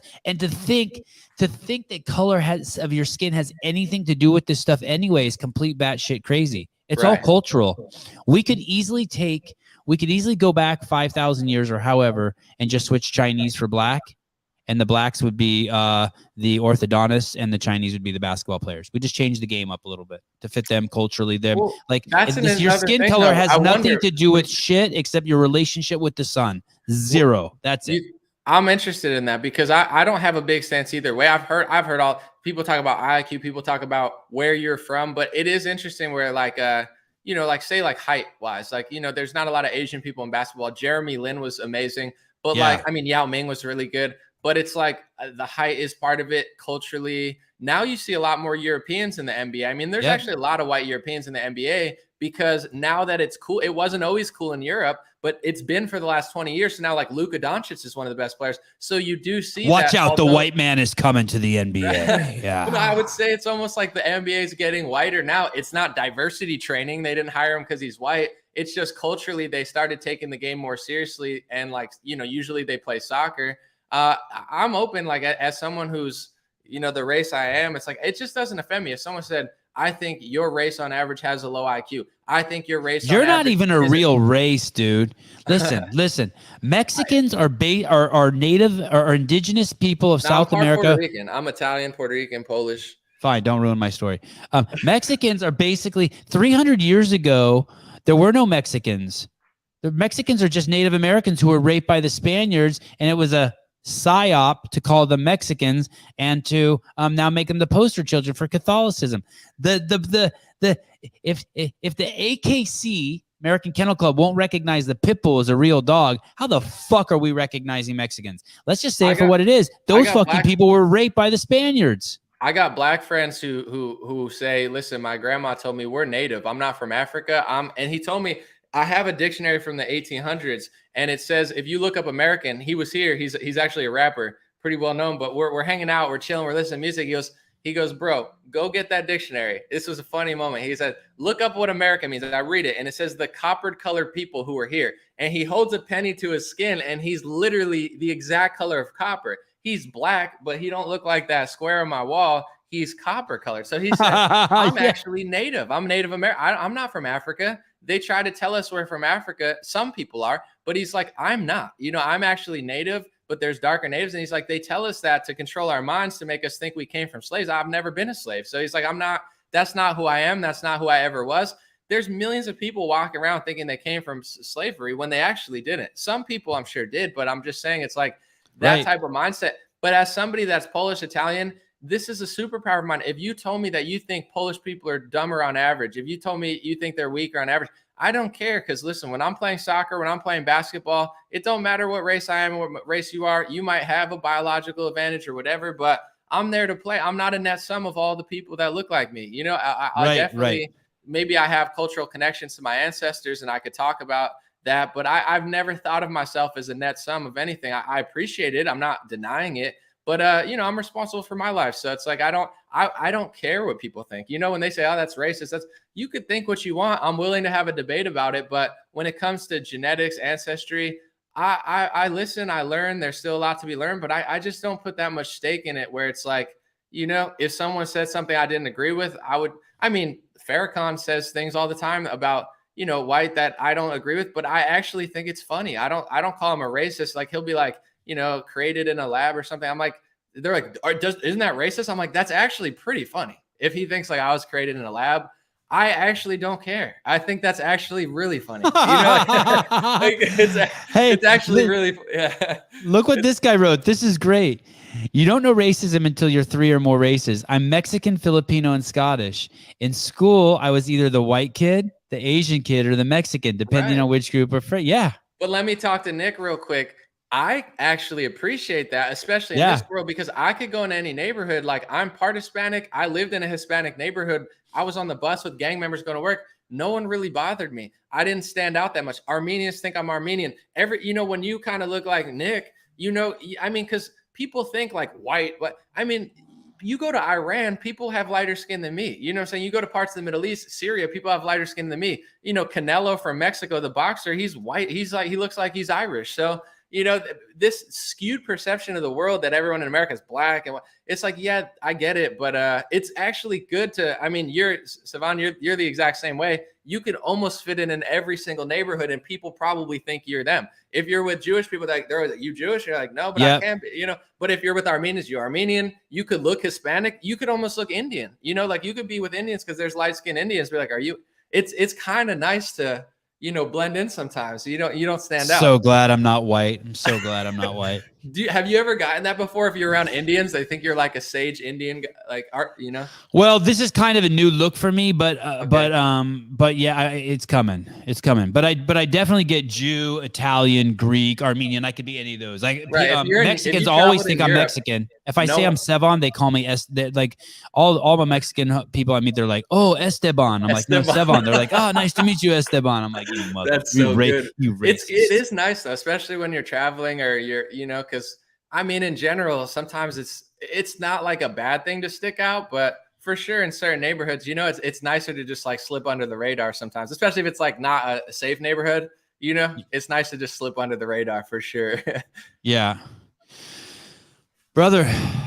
3 hours and 1 minute, maybe one of the longest podcasts I've ever done. I've been standing up the whole time. That's why I'm stretching. I'm not even sitting down. You're a beast. I got a standing desk that goes up and down. You see. I'm gonna say goodbye to these cats, but hang on a second. I want to find out how close we are to each other. Yeah, I'll just if you're down on Instagram, just text me your number. I'll just give you a call. Okay, and I also sent it to you in my email. Okay, I'll do that. Just ring my doorbell, but okay. Thanks for checking in. I will send you my phone number. Yeah, I'll give you a call in like 5 minutes. Someone just rang my doorbell. Okay, bye. All right, guys. Thanks for checking in. Holy cow, what a show! What do you think? What do you think? We had anomaly. I hope that's not the feds at his doorbell. Okay, great show. Let me see who we have. I don't think we have anyone on tomorrow. I'm gonna do a live call-in show. By the way, we had our biggest live call-in show ever yesterday. I don't know if I give Hunter McIntyre credit for being a guest. I guess I will. Tomorrow morning. Tomorrow we have Armin on. Big UFC fighter. Big UFC fighter. If you don't know who Armin is, Surakian, you should look him up. Arman. This guy, I think his only loss is to Islam Makhachev. And Islam Makhachev is supposedly the future of the 155. For those of you who don't know the 155 weight class, that's Justin Gaethje, that's Oliveira, that is Conor McGregor. And there's two big names in that coming up, and they are Islam Makhachev and Arman Surakian. So I'm not sure how great Armin's English is. So tomorrow's show is going to be interesting, but he's an Armenian dude, and I'm excited to talk to him. That will be at 1 p.m. Pacific Standard Time tomorrow. All right, guys. Matthew, thank you so much. Solid podcast, fellas. Thanks for the honesty. Always. I appreciate it, Matthew, a lot. Every dollar counts. Yes, that Danielle Brandon show. So just so you know, I spoke to Danielle Brandon about that. She gave it a thumbs up. She has not agreed on a time and date, but I wanted to just put it up there and schedule it to start building the hype. So stay tuned. That is going to that is going to move around that time. I think. I don't think so, but the idea for that show is really fun. It should be funny. A live call-in show, and people will be able to call in and ask Danielle Brandon relationship advice, how to get girls, how to get boys, anything you want to know about the mating game. Her and I will answer your questions. Someone like me who was the hardest worker in the game, and someone like Danielle who's just a gifted, well, and she's a hard worker, but I don't mean to take away from her hard work. Look at that. I stayed on for an extra 2 minutes. Usually I hang up when the guests hang up and you guys are just throwing cash at me.